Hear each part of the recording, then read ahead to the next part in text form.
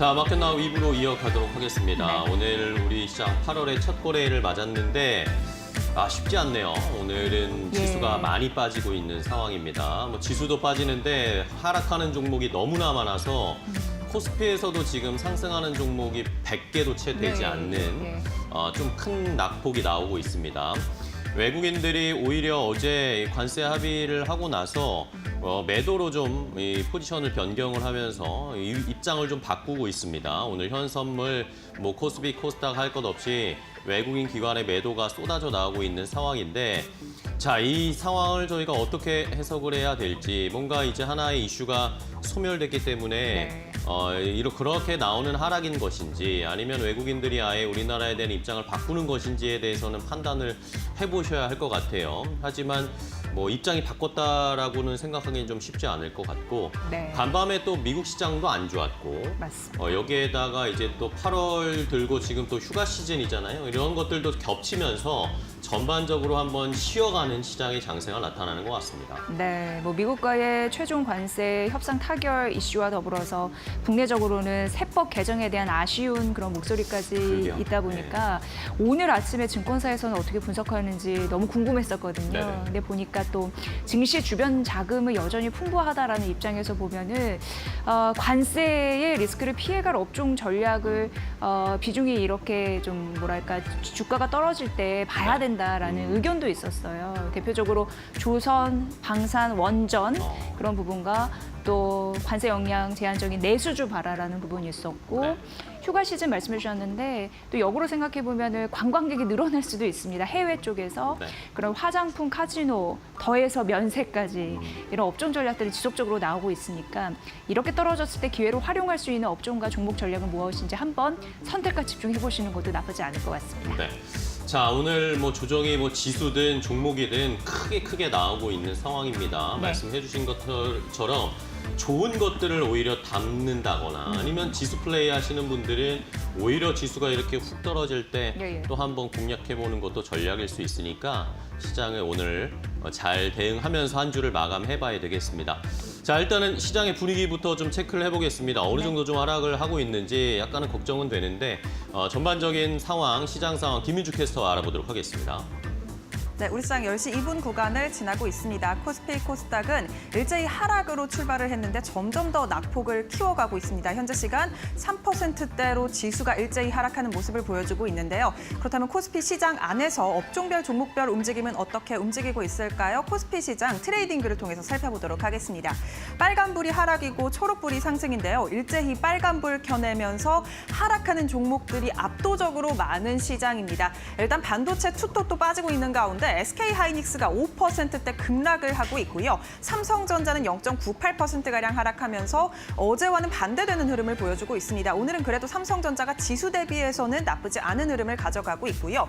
한화 에어로스페이스에 대해서 오늘 키움증권에서 목표가를 128만 원으로 높여잡는 긍정적인 리포트가 나왔음에도 불구하고 오늘 방산주가 전반적으로 하락하면서 한화 에어로스페이스도 7%대 하락을 보여주고 있습니다. 얼마 전에 황제주로 등극을 하면서 100만 원 선을 넘어섰지만 오늘은 7%대 하락을 하면서 이를 모두 다 내려놓는 모습을 보여주고 있고요. 이외에도 LRG넥스원이 5%대 하락, 한화시스템도 2%대 하락 추세 가져갑니다. 현대로템도 5%대 하락을 보여주고 있고요. 풍산 같은 경우에는 오늘 두 자릿수 하락을 보여주고 있습니다. 2분기 어닝 쇼크를 발표했기 때문에 오늘 10%가 넘는 하락을 현재 보이고 있고요. 2차 전지 업종 단으로도 하락 추세를 보이고 있습니다. LG에너지솔루션 1.96%가량 하락하는 가운데 오늘 2차 전지주 업종 전반에 대해서 증권가에서는 하반기 전망 어둡다라는 의견을 냈습니다. 삼성 SDI와 SK이노베이션에 대해서 목표가를 낮춰잡는 리포트들이 일제히 나오고 있고요. 이에 따라서 오늘 2차 전지주들 투심이 악화되는 모습 보여주고 있습니다. 조선주 단으로도 오늘 하락하는 모습이 보입니다. 일단 하나오션 같은 경우에는 그래도 상승으로 출발을 했는데요. 오늘 지금 현재 시간 하락으로 지금 전환이 됐습니다. 1.78%가량 빠지고 있고요. 이외에도 현대모비스 하락, 현대자동차와 기아도 상승으로 출발을 했지만 하락불로 지금 전환이 됐습니다. 현대차 0.7%가량 하락, 기아도 0.29%가량 하락하고 있습니다.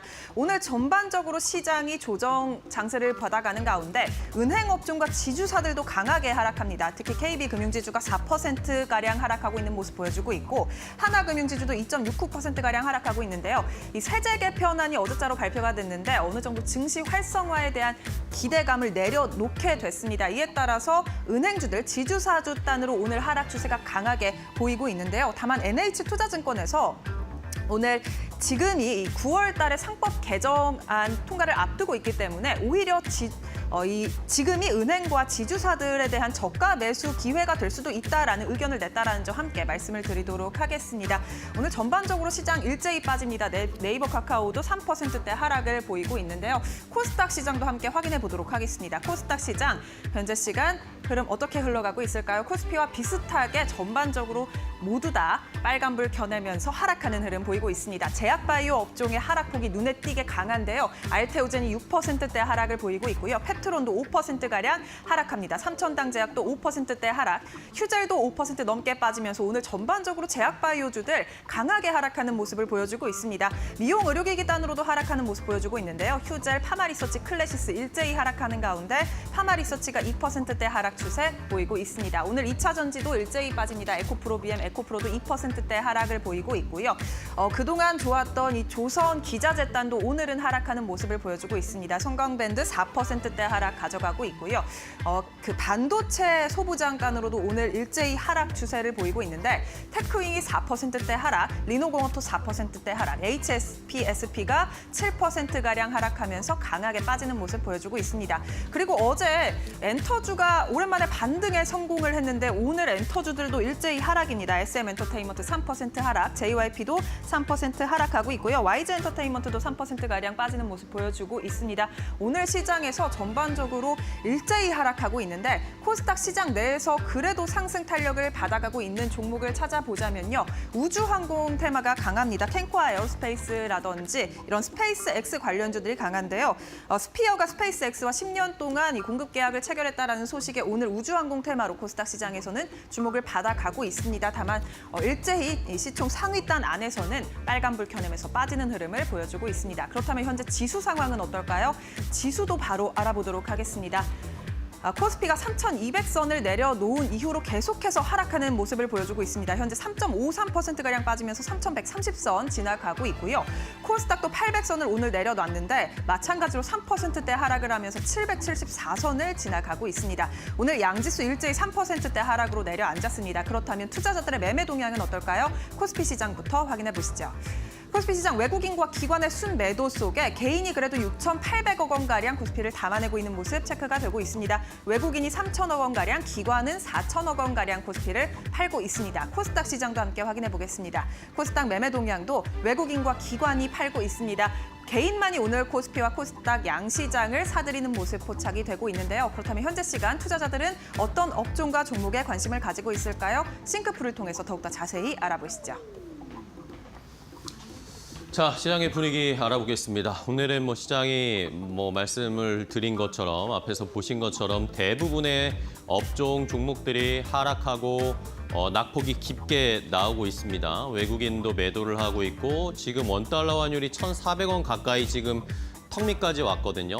환율의 움직임도 조금은 심상치 않은 상황이고 한 주의 마지막 금요일인데 시장 자체가 쉽지는 않습니다. 자, 오늘 시장을 보시면 오르는 게 없습니다. 사실 오르는 걸 찾기가 어려운 시장이기 때문에 전반적으로 시장의 분위기가 좋지 않은데요. 전반적으로 안 좋은 이유는 미국 시장도 안 좋았고 어제 관세 협상도 끝이 나서 이슈가 소멸됐고 우리나라 시장에서는 세제 개편안 나왔는데 배당소득 분리과세가 시장의 기대에 못 미치고 실망스러운 이야기가 나오다 보니까 한꺼번에 지금 매물이 쏟아지고 있습니다. 미국 시장에서도 필라델피아 반도체 지수가 낙폭이 크게 나왔고요.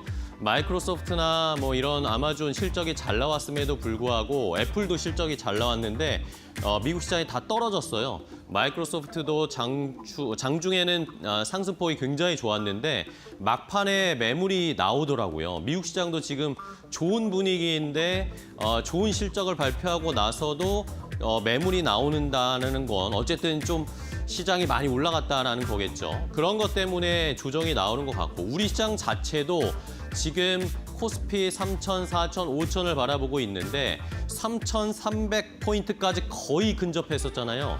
전고점, 그러니까 역사적 우리 코스피 신고점 거의 근방까지 갔기 때문에 이것에 대한 피로감, 다시 한번 재평가해야 된다라는 심리, 이런 것들이 시장을 전반적으로 누르고 있는 것 같습니다. 자, 업종으로 봤을 때도 좋은 게 없어요. 오늘은 뭐 조선방산, 어제 많이 올랐던 것들도 하락하는 모습입니다. 조선주도 장 초반에는 그래도 하나오션 같은 게 힘이 셌는데 결국엔 하락으로 전환하면서 전반적으로 다 떨어지는 양상이 나타나고 있고요. 방산주도 마찬가지고 반도체도 역시 삼성전자, SK하이닉스도 하락으로 전환이 됐습니다. 그나마 삼성전자가 장중에 약간 상승을 전환하는 모습은 보였습니다. 확실히 SK하이닉스보다는 지금 삼성전자가 더 세다, 강하다라는 것을 오늘 시장에서 느낄 수가 있었고요. 이외에도 뭐 증권주도 많이 떨어지고 지주사나 이런 거 다 떨어집니다. 말씀드렸듯이 배당소득 분리과세 세제 개편안에 포함이 됐습니다. 전격적으로 포함이 되긴 했는데 숫자를 들여다보고 내용을 들여다보니까 이게 뭐야? 라고 지금 시장은 반응을 하고 있습니다. 잠시 후에 조금 더 자세하게 알려드리도록 하겠고요. 뭐 특별 대담으로 저희가 이따 이채원 의장과 앞으로의 시장, 우리나라의 시장이 어떻게 흘러갈 것인가에 대한, 그리고 투자 전략은 어떻게 세워야 할 것인가 조금 더 자세하게 알려드리도록 하겠습니다. 자, 이외에 뭐 2차 전지 뭐 다 떨어집니다. 뭐 오르는 게 없으니까 뭐 말씀드릴 게 별로 없네요, 오늘. 화장품주들도 떨어지고 있고 면세점주가 또 많이 떨어지고 있는데 해외에서 우리나라에 여행을 오시는 분들 중에 우리나라에 와서 성형을 하시는 분들이나 시술을 받으시러 오시는 분들이 꽤나 많은데요. 그걸로 우리나라가 돈을 꽤나 쏠쏠하게 벌고 있는데 요것과 관련해서 세제 혜택을 또 해주고 있답니다. 지금까지는. 그러면서 세금을 환급해 주니까 더 싸게 좋은 피부 미용이나 시술을 받을 수 있잖아요. 그런 관광객들이 많은데 세제 개편안에 그런 내용이 또 들어갔대요. 내년부터는 부가세 환급을 안 해준다는 이야기가 나오다 보니까 글로벌 텍스 프리 이런 종목이 오늘 막 떨어지고 있는 상황이긴 한데, 뭐 그거 세제 혜택 부가세 환급 안 해줘도 외국인들이 우리나라에 더 많이 받으러 올 것 같긴 한데, 워낙 우리가 실력이 좋으니까 이런 것들 때문에 일단은 단기 이슈 때문에 면세점이나 요 관련된 관광 관련된 종목들이 주가가 좀 빠지고 있는 상황이긴 한데, 또 아까도 말씀드렸지만 역으로 생각해봤을 때 이런 게 오히려 기회일 수도 있다라는 것은 잘 판단을 해보셔야 되겠습니다. 자, 그럼 첫 번째 이슈부터 먼저 확인을 해보도록 하겠습니다. 오늘 시장이 이렇게 많이 빠지는 이유는 뭐 미국 이야기도 있고 관세 이야기도 있고 여러 가지가 있겠지만, 제가 느끼기엔 배당소득 분리과세가 실망스럽기 때문이라는 게 더 큰 것 같습니다. 그런 것 때문에 외국인들도 실망감을 표출하면서 매도를 많이 하고 있는 상황으로 해석이 좀 되고 있는데요. 어제 이제 정부에서 2025 세제 개편안을 발표를 했습니다. 그 안에 뭐 여러 가지 이야기들, 여러 가지 세제가 개편되는 것들의 이야기가 포함되어 있는데, 저희가 가장 관심이 갔던 것은 이번 주에도 계속 말씀드렸지만 배당소득 분리과세를 어떻게 포함시킬 것인가, 어떤 숫자로 보여줄 것인가, 이것이 가장 중요한 포인트였는데 결론부터 말씀드리면 완전 실망이었습니다. 자, 일단은 뭐 전격적으로 배당소득 분리과세를 도입한다라고 하면서 내용을 포함시키긴 했습니다. 그런데 그 내용을 샅샅이 찾아보니까 내년부터 이제 고배당 기업에서 받는 배당소득은 최대 45%에 달하는 금융소득 종합과세 대신에 이제는 20에서 35%로 낮은 분리 과세를 받게 됩니다. 이 내용만 보면 좋은 것 같죠. 그런데 이 고배당 기업이 어떤 기업인지 조건이 있습니다. 배당 성향이 40% 이상인 기업이거나 아니면 배당 성향이 25% 이상이면서 직전 3년 평균보다 5% 이상 배당이 늘어난 기업. 일단 제가 말씀드리는 것 자체도 이해가 잘 안 되시죠? 복잡하다라는 겁니다. 너무 복잡하고 이 기준이 모호하고 너무나 기준이 높기 때문에 이 배당 성향 40% 이상이 포함되는 기업 자체가 별로 없습니다. 전체 상장사 중에 14%밖에 포함이 안 돼요. 그러니까 우리가 그동안 배당을 많이 줬던 뭐 금융주라든지 통신주라든지 이런 것들은 포함이 되어 있는데, 우리가 많이 들고 있는, 시청자분들이 많이 들고 계실 삼성전자, SK하이닉스, 현대차 이런 기업들은 포함이 안 됩니다. 그러니까 이게 허울뿐이다라고 시장은 해석을 한 것이죠. 그런 배당소득 분리과세 적용되는 기업들이 별로 안 되면 이게 효과가 별로 없을 것이고 배당을 늘리는 기업들도 별로 없을 것이다. 삼성전자, 현대차, SK하이닉스 이런 데 포함이 돼서 배당을 많이 해줘야 되는데 포함이 안 되니까 이런 기업들이 당연히 배당을 늘릴 그런 유인책이 안 된다라는 겁니다. 그런 것 때문에 시장에서 지금 아주 실망을 하는 모습이었고요. 여기에다가 3억 원 초과, 만약에 배당 소득으로 3억 원을 넘게 얻는 그런 대상은 배당 세율을 35%로 낮춰줬습니다. 그전에는 최고 세율을 45%, 거의 49%에 가까웠는데 이제 35%로 낮춰줬는데 이것도 너무 높다라는 겁니다. 아직도 너무 높다. 이 이소영 의원 안에서는 한 20% 후반대로 낮춰준다라는 파격적인 제안들이 있었는데 그것에 미치지 못하는 38.5%를 적용했다라는 것 때문에 시장에서는 실망입니다. 일단은 기업들의 조건, 포함되는 조건도 실망스럽고 최고 세율의 이 숫자도 실망스럽다라는 이야기 때문에 결국에는 오늘 시장에서 실망감의 매물이 쏟아지고 있습니다. 자, 일단은 부자 감세 논란, 여당 쪽에서 부자 감세해주면 안 된다라는 그런 이런 이야기 논리를 펼치고 있는 상황인데 시장에서는 전혀 받아들일 수가 없는 상황입니다. 오늘 시장이 그대로 보여주고 있죠. 자, 그렇다면 오늘 시장에서 어떤 종목들 또 시장이 어떻게 조정을 받고 있는지 조금 더 자세하게 확인해 보겠습니다. 제가 여기다 써놓은 것들이 대부분 이제 고배당 관련주거든요. 근데 오늘 이렇게 직격탄을 맞은 거 봐서 세법 개정에 대한 불안감, 그런 불안한 심리가 여기에 녹여있지 않나라는 생각이 강하게 들 수밖에 없습니다. 앞서 말씀드린 대로 배당소득 분리과세 최고 세율 35%로 결정됐는데 원안이 당연히 더 낮겠죠. 시장 참여자 입장에서는 그런 음들이 나타나고 있고 오늘 시장이 전반적으로 우수수 떨어지는 가운데 수급은 조선과 우주 항공 쪽에만 좀 집중되다 보니까 당연히 금융주에서는 매도 폭탄이 나올 수밖에 없는 고배당주에는 자연스러운 이런 흐름들도 수급과 맞물려 있습니다.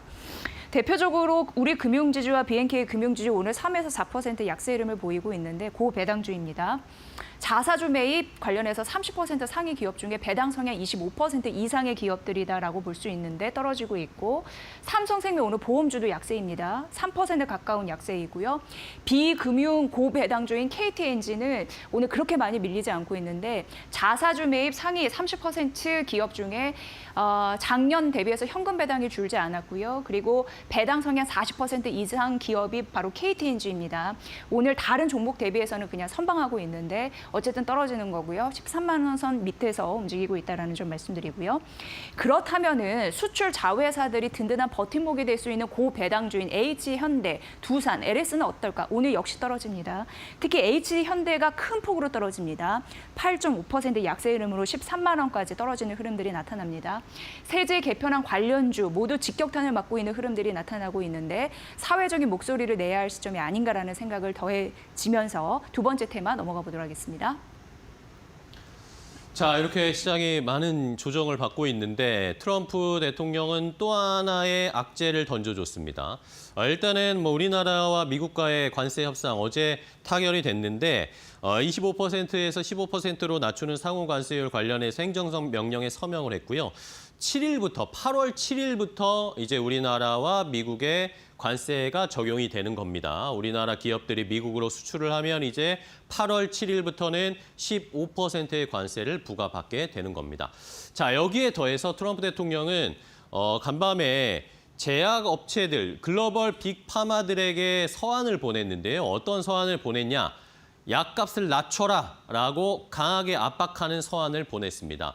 얼마 전에 몇 달 전에도 그런 이야기를 했었는데 이번에 또 이제 구체적으로 아예 더 얘기를 했어요. 어떤 식으로 얘기를 했냐면요.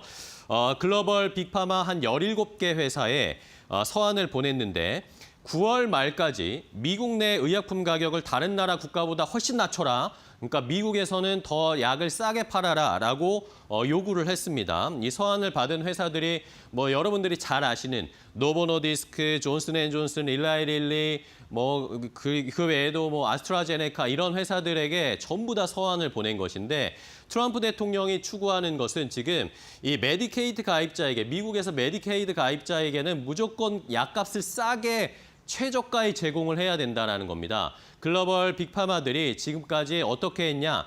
미국에서 비싸게 팔고 외국에서는 싸게 계약을 하면서 공급망을 늘리는 이런 식의 영업을 해왔는데 이걸 반대로 하라는 겁니다. 미국 내에서는 약을 최저가에 팔고 해외에서 값을 높게 받아서 그 받은 돈을 미국에 와서 환원시키고 가격을 낮추고 제약 이 생산을 미국 내에서 해라. 라는 식으로 트럼프 대통령은 미국이나 전 세계 글로벌 빅파마들에게 요구를 하고 있는 것입니다. 이러다 보니까 사실 이것에 대해서 우리나라 제약업체들이 직접적으로 타격을 받을 일은 없거든요. 왜냐하면 이 17개의 서한을 보낸 회사 중에 우리나라 회사는 없어요. 그런데 어쨌든 뭐 제약바이오에 압박을 주니까 우리 시장에서도 제약바이오 관련된 종목들이 크게 빠지고 있는 상황이고요. 오히려 역으로 생각해보면 미국에서 이제 약을 싸게 팔으려고 하면 복제약 같은 것들이 많이 필요할 텐데 우리나라 업체들로서는 오히려 이게 수주를 많이 받을 수 있어서 혜택을 받을 수도 있다라고 역으로 생각해 볼 수도 있는데 오히려 오늘 뭐 시장이 워낙 좋지가 않으니까 전반적으로 다 제약바이오 업체 종목들이 다 빠지고 있는 상황입니다. 자, 트럼프 대통령의 이 압박이 과연 통할 수 있을지 글로벌 빅파마들, 제약사들이 과연 트럼프 대통령의 이 압박에 장단을 맞춰줄지 여부도 잘 살펴보시면서 아까 말씀드렸듯이 반사수혜를 받을 수 있는 우리나라 제약바이오 아니면 복제약을 만드는 업체들은 뭐가 있을지도 잘 판단해 보시면 좋을 것 같습니다. 자, 일단 오늘 하락하고 있는 제약바이오 종목들 함께 주가 흐름 체크해 보겠습니다.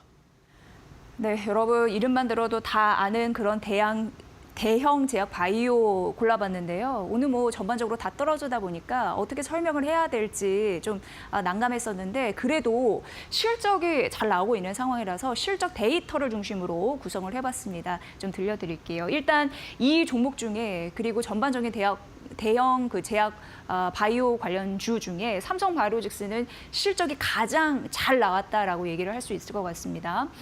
4공장 가동 굉장히 풀로 잘 되고 있고요. 그리고 바이오시밀러 같은 경우에 수출 호조 소식이 지속적으로 나오면서 삼성바이오로직스는 황제주잖아요. 황제주. 그런데 연간 실적 가이던스 전망치가 자꾸 높아지는 흐름들로 증권사에서도 긍정적으로 바라보고 있다는 점 말씀드리겠습니다. 자, 셀트리온 보도록 하겠습니다. 2분기 실적 잘 나왔고요. 2분기 기준으로 역대 최대 실적 나왔고 셀트리온 같은 경우에는 영업이익률도 25%를 웃도는 흐름들이 있는데 왜 잘 나왔냐?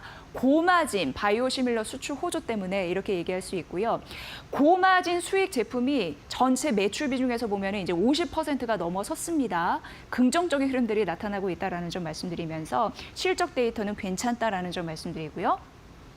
그 밑에 이제 유한양행은 폐암신약 렉나자 인기 많잖아요. 렉나자의 긍정적인 흐름들이 지금 나타나고 있는데 일본 같은 경우에도 상업화 이런 부분이 잘 되면서 라이선스 수익 그 매출이 잘 나오고 있다라고 합니다. 그리고 유한양행 같은 경우에는 누계 매출이 1조 원을 전반적으로 넘어섰거든요. 그러다 보니까 연간으로 봤을 때 실적 전망치가 달성이 될 수 있다라는 긍정적인 호재들 그런 데이터는 나왔다라는 점 말씀드리고요. 한미약품은 이렇게 생각하시면 돼요. 이게 우리나라 국내 제약업계에서 원외 처방, 병원에서 약국 가서 약 제조하세요. 이렇게 주는 처방이 8년 연속 1위를 기록했다라는 점 말씀드리고 이쪽 같은 경우에는 R&D 지속적으로 하고 있거든요. 이런 부분에서 긍정적인 얘기를 증권사에서 하고 있고 하반기 같은 경우에 한미약품은 주요 파이프라인을 발표할 계획입니다. 이 부분도 참고해 보시면 될 것 같습니다.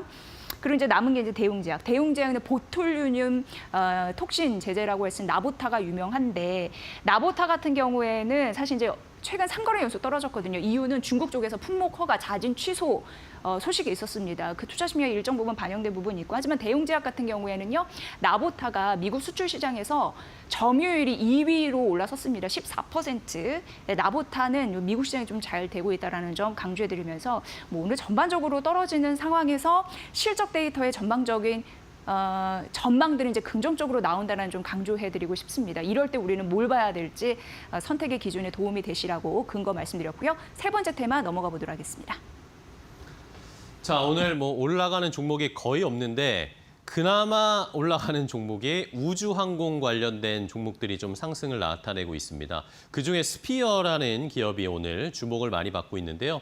이렇게 안 좋은 시장에서 스피어만 주목받고 있는 이유는 스피어가 스페이스X와 수주 계약을 따냈다라는 소식이 전해졌기 때문입니다. 스페이스X도 일론 머스크가 운영하는 회사인데 요즘 뭐 일론 머스크 아니면 우리 시장 진짜 버티기가 힘든 상황이네요. 너무 좋은 소식들을 많이 전해줘서 그나마 감사합니다.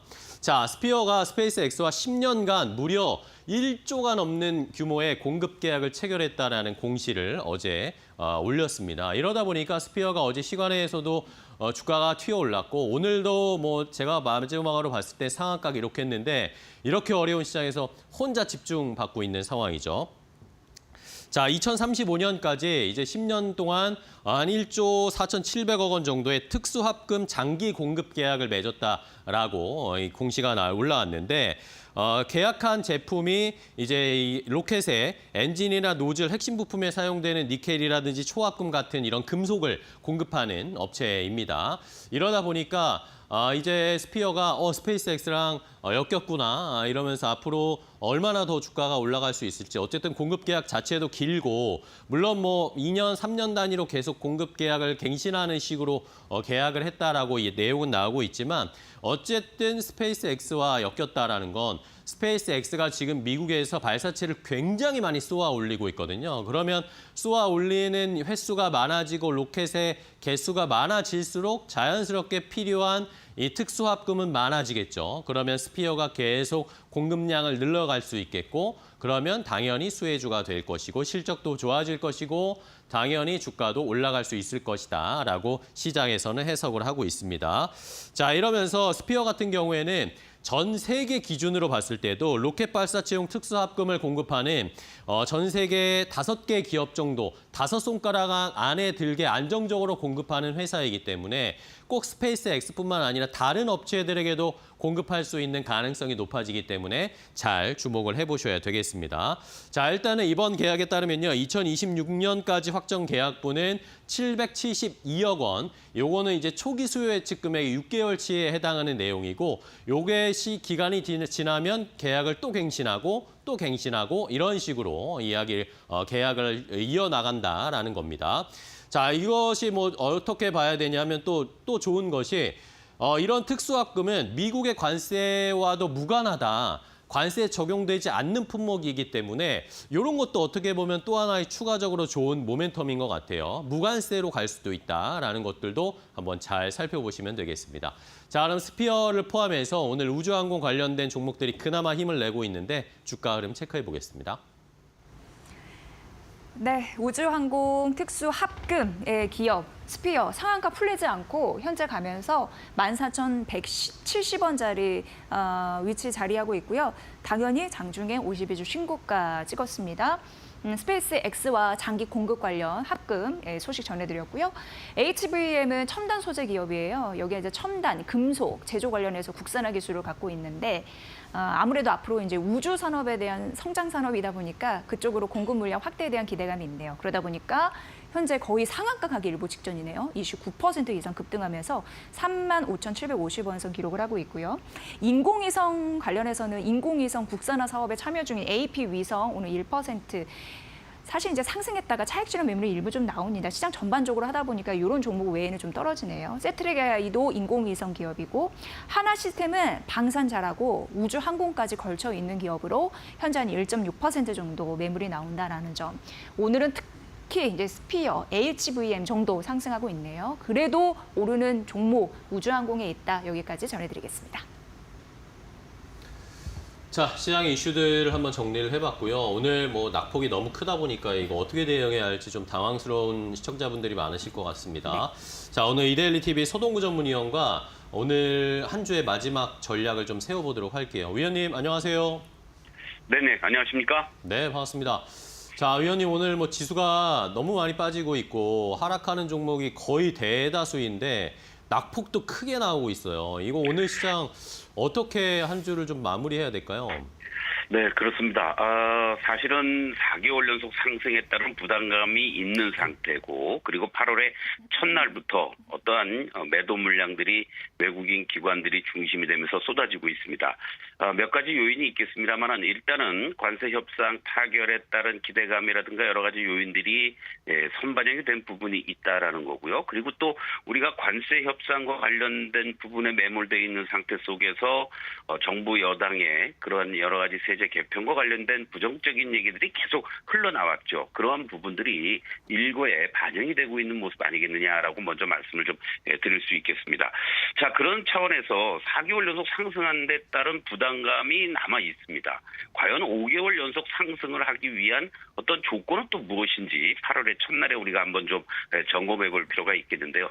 8월 달에 무엇보다도 가장 큰 이벤트는 지난 6월 3일 날 이재명 대통령이 당선된 이후에 축하 전화 한 통화하고 나서는 한 번도 한미 정상회담을 제대로 이루어지지를 못했죠.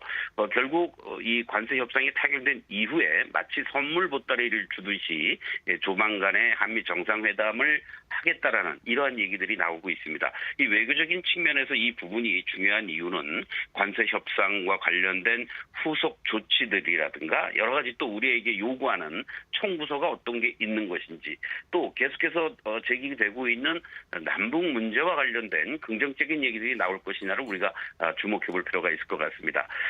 두 번째는 수급적인 거죠. 사실은 3개월 연속 상승하는 이러한 과정들 속에서 외국인들의 움직임이 결정적이었다. 이렇게 우리가 볼 수 있는 거 아니겠습니까? 그런 차원에서 5월 달에 1조 원 정도, 6월 달에 4조 8천억, 7월 달에도 6조 원 이상의 순매수를 보여주었는데 과연 이러한 흐름들 속에서 8월 달에도 외국인들이 순매수 기조를 유지해 줄 수 있는지 이것이 또 하나의 관건이 되겠다라고 말씀을 드리겠고 그리고 오늘 시장을 강타하고 있는 그러한 것들 중에 하나가 바로 정부에서 발표한 내년도 세제 개편안 이러한 부분들이 상당히 이 부정적인 요인들이 많이 내포되어 있다라는 거죠. 짧은 시간에 구체적으로 말씀드리기는 힘듭니다만은 우리 시장에 영향을 미치는 이러한 가장 큰 것들은 기업들의 법인세를 인상시킨다라는 거. 그리고 또 무엇보다도 부자 감세라는 논란이 계속해서 정치적인 어떠한 그 이념에 매몰돼 있는 여당의 그런 의원들 중심으로 하면서 결국은 양도차익 과세에 대한 강화를 하겠다는 이런 요인들 또 기대했던 배당과 관련된 그런 분리 문제도 종합소득세하고 별 차이가 없다. 이러한 요인들이 복합적으로 작용이 되고 있다라고 보면 좋을 것 같습니다. 결국 이러한 요인들이 그동안 상승세를 주도해 왔던 섹터를 중심으로 전체적으로 급격한 매도 물량이 나오고 있고 특히 오늘 시장에서 급격하게 하락하는 것들이 지주사라든가 금융주라는 것들을 염두에 두신다면 이들 쪽은 당분간은 좀 피하는 것이 좋겠다 이렇게 말씀을 드리겠고 결국 8월 달에도 기존에 주도했던 조선 방산 원전 전력을 중심으로 해서 추가적인 상승을 지금 조정은 급하게 나오는 것도 있지만 나쁘진 않다고 봅니다. 일정한 이격을 좁히는 과정이니까요. 이러한 부분들이 다시 또 재차 상승할 수 있겠느냐. 이것이 8월 달 장세에서의 어떤 중요한 포인트라 이렇게 말씀을 좀 드리겠습니다. 네, 그렇다면 위원님 이렇게 떨어질 때 신규 진입, 매수에는 좋은 타이밍일 수도 역으로 생각하면 있거든요. 어떤 종목 특징주로 선별하셨나요?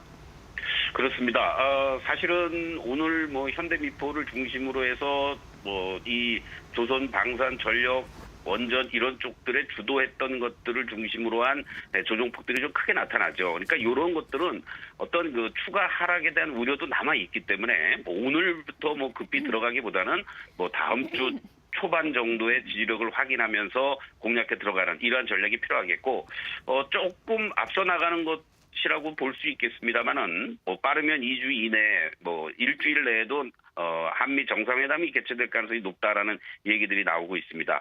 그러한 측면에서 어제 그제 계속 이렇게 남북 경협 관련주들이 뭔가 바닥권에서 탈출하고 반등하는 모습들이 나타나고 있는데요. 그러한 측면에서 오늘 남북 경협과 관련돼서 대표적인 여러분들도 잘 아시겠습니다만은 국내 고급 휴양 레저 단지로서 부각되고 있는 아난티를 여러분들 그나마라도 좀 한번 관심 있게 보면 어떨까 이런 말씀을 드리겠습니다. 국내 골프, 호텔, 리조트 운영하는 종합 플랫폼 기업이죠. 과거에 이 금강산 관광 사업과 관련돼서 지분을 갖고 있었고 리조트를 운영하고 있었던 그런 경험이 있는 대표적인 회사다 이렇게 말씀드릴 수 있습니다. 상당히 고가죠. 여름에 여러분들 휴양지 선택을 하실 때 비싸서 못 가시는 분들은 아나티 한 주, 10주라도 사시면 어떨까 이런 생각이 들면서 현재 가격대에 뭐 충분히 가능한 그런 가격 아니겠느냐 이렇게 말씀을 좀 드리겠습니다. 네, 알겠습니다. 남북 경협주 한미 정상회담 앞두고 아난티 저희도 한번 좋은 자리로 공략을 해보겠습니다. 네. 자, 오늘 좋은 전략 알려주셔서 감사하고요. 다음 시간에 또 뵐게요. 고맙습니다. 네, 고맙습니다. 네, 잘 들었습니다. 자, 이렇게 시장의 분위기 전반적으로 활기를 해봤습니다. 워낙 네. 오늘 시장이 좀 소강 상태여서 이럴 때 오히려 아난티 말씀해 주신 것처럼 좋은 종목을 차라리 발굴을 해보는 시간이 필요할 것 같습니다. 잠시 후에 AI 칩 관련해서 우리가 살펴볼 만한 좋은 종목 준비했으니까 함께 알려드리도록 하겠습니다. 네.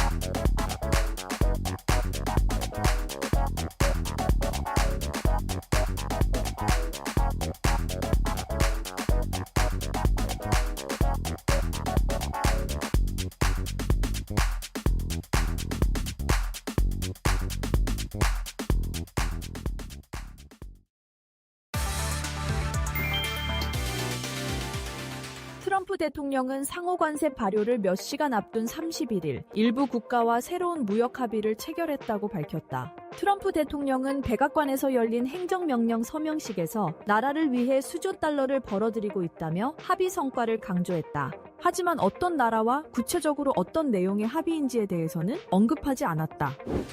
이재명 정부가 발표한 2025년 세제 개편안에 따르면 증권거래세율이 0.15%에서 0.20%로 인상된다. 주식 100만 원어치를 매도할 때 세금은 1,500원에서 2,000원으로 증가하게 된다. 기획재정부에 따르면 개인 투자자가 전체 증권거래세의 약 70%를 부담하고 있어 이번 세율 인상의 주요 타격은 개인 투자자에게 돌아간다. 정부는 이번 인상으로 향후 5년간 12조 원의 추가 세수를 기대하고 있으며 이 중 개인이 부담할 몫은 약 7부터 8조 원으로 추산된다. 전문가들은 거래세 인상이 거래 위축과 유동성 감소로 이어질 수 있다고 경고했다. 한 증권사 관계자는 배송비가 오른 셈이라며 단기적으로 큰 변화는 없겠지만 점차 투자 위축이 불가피하다고 했다.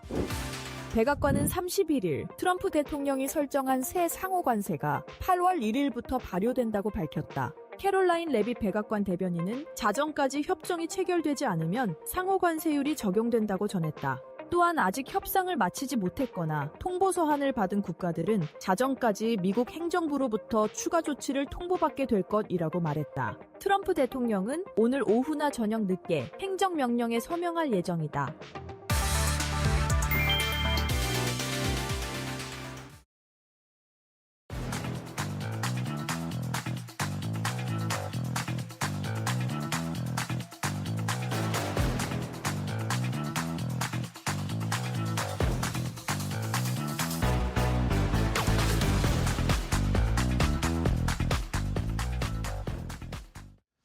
자, 마켓나우 2부와 함께하고 계십니다. 우리 시장 낙폭을 그래도 조금 줄이고 있습니다. 코스피가 지금 2.9%, 3% 넘게 하락을 하다가 낙폭을 약간씩 줄이고 있는데 3,150선까지 일단은 조금씩 말아 올리고 있고요.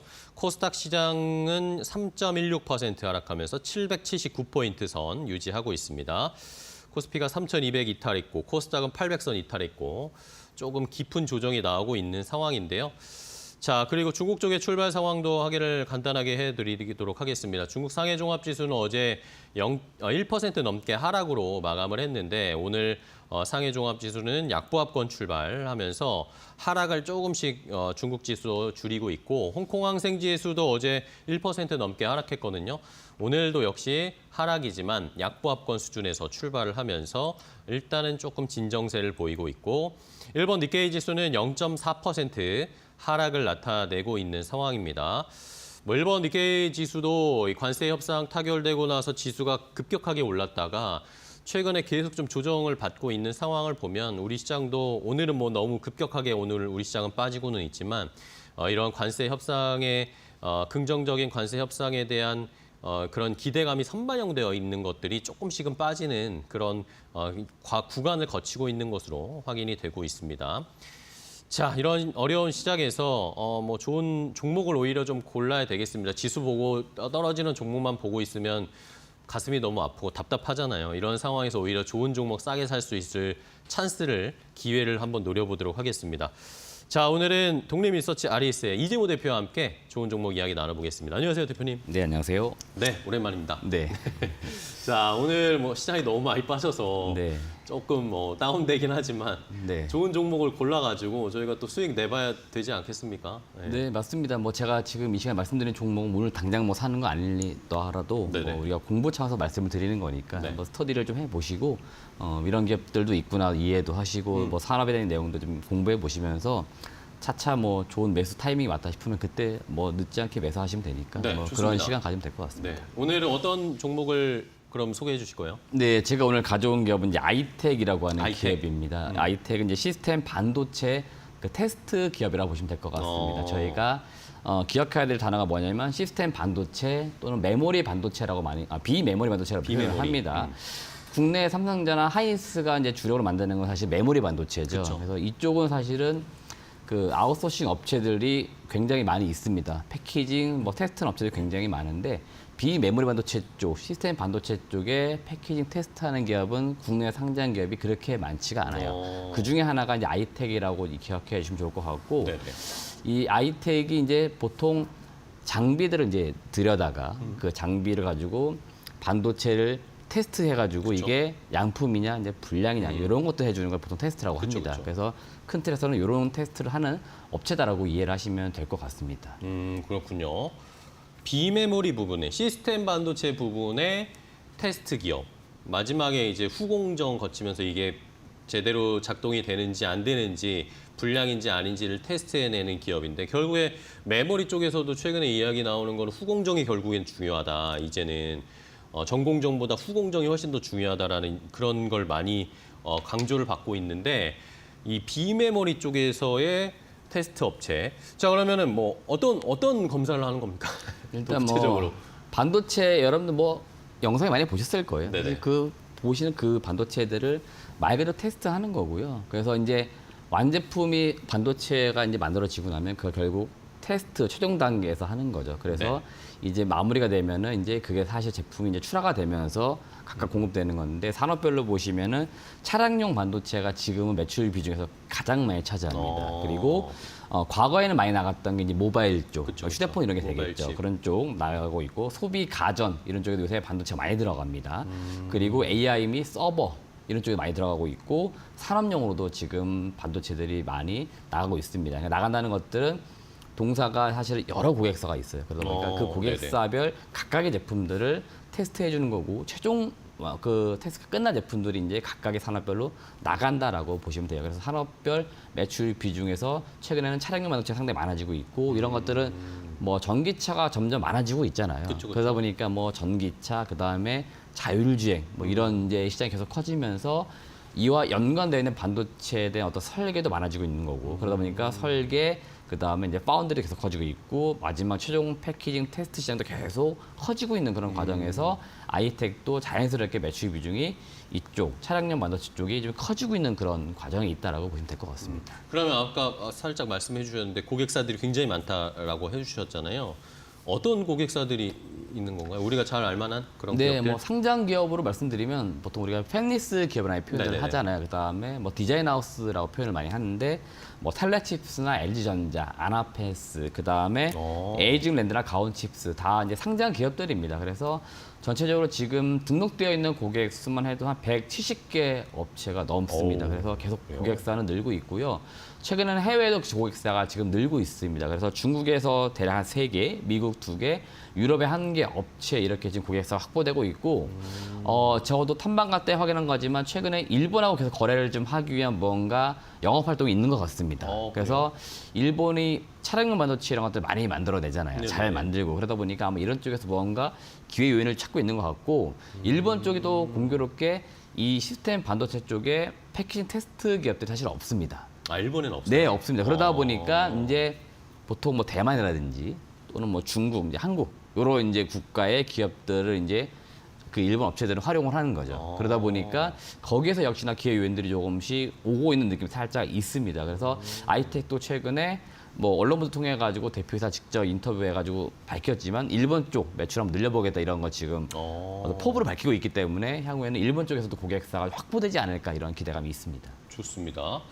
자, 어쨌든 자동차용 칩에 들어가는 자동차에 들어가는 칩을 요걸 이제 테스트하는 그 강점을 가지고 있는데, 그러면 아까 뭐 일본 쪽에서도 일본 내에는 없지만 뭐 한국이나 대만 쪽에서 이렇게 테스트 업체들을 아마 찾고 있는 것 같은데, 그러면 아이텍만의 강점이라고 해야 될까요? 아이텍이 뭐 이렇게 일본이나 다른 시장에 공략할 수 있을 만한 강점은 뭘까요? 일단 이쪽 시장은 장치 산업이에요. 네네. 그러니까 뭔가 장비가 깔려 있고 하드웨어죠. 그다음에 여기에 또 구동될 수 있는 소프트웨어도 필요합니다. 그래서 동사 같은 경우에는 자체 소프트웨어 개발 능력을 가지고 있어요. 그래서 아까도 보셨지만 이렇게 많은 기업들의 다양한 제품을 하려면 다양한 소프트웨어나 그러니까요. 프로그램이 분명히 필요할 겁니다. 그리고 여기에 또 걸맞는 장비도 굉장히 많이 있어야 되겠죠. 그러니까 그런 것들이 사실은 필요한 거고, 동사는 이러한 장비나 이런 것들을 선제적으로 지금 많이 투자를 해놓은 상태이고요. 장비 중에 어드밴티스트의 V93K PS5000 장비, 이거를 아이텍은 상당히 많이 강조를 하고 있는데 네네. 이게 사실 이 장비가 국내에 동사밖에 없습니다. 그리고 2대밖에 없고요.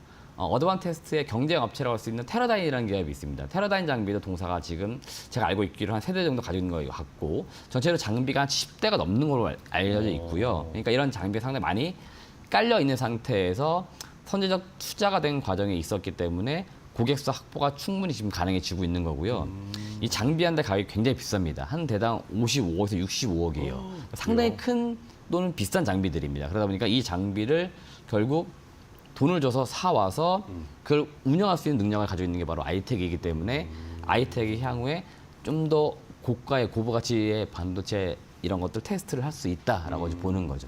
어떻게 보면은 약간 진입 장벽이 있는 거네요. 장비 그렇죠. 자체 가격이 예. 워낙 비싸다 보니까. 예. 그리고 저 장비들을 또 아무 곳에 팔지도 않습니다. 그러니까 이거를 잘 활용해 줄 수 있는 쪽에 팔지 저 장비를 우리가 사겠다 해서 팔지도 않아요. 왜냐하면 저 장비들이 만드는 데 시간이 상당히 오래 걸리지 않습니까? 그쵸. 예, 그리고 어렵잖아요. 그러니까 이거를 이 장비가 잘 활용돼야 되는데 아무나 줄 수 없는 거니까. 네네네. 결국 기술력 있는 기업에게 주는 건데 아이텍이 그런 능력치를 가지고 있기 때문에 이런 장비들도 들여오는 거고, 지금 계획상 아마 내년도에 이 비슷한 스펙의 장비들을 한 3대 더 들여오는 걸로 알고 있습니다. 아이텍이요? 네네네. 그 말들은 결국 캐파를 늘리는 거죠. 그러니까 캐파를 그렇네요. 늘린다고 하는 것들은 테스트 물량이라고 많이 표현되는데, 물량이 늘어나면 자연스럽게 매출이 늘어나는 그런 구조를 가져갈 수 있기 때문에 아마 내년도에 장비를 많이 들여오는 그런 공시들도 있지 않을까. 시설 투자 같은 공시, 그런 것도 예상이 되고 있습니다. 뭔가 수주나 계약이 늘어나고 있나 보네요. 그렇죠. 앞서 말씀드렸지만 일본 쪽 영업 활동하니까 아, 결국에는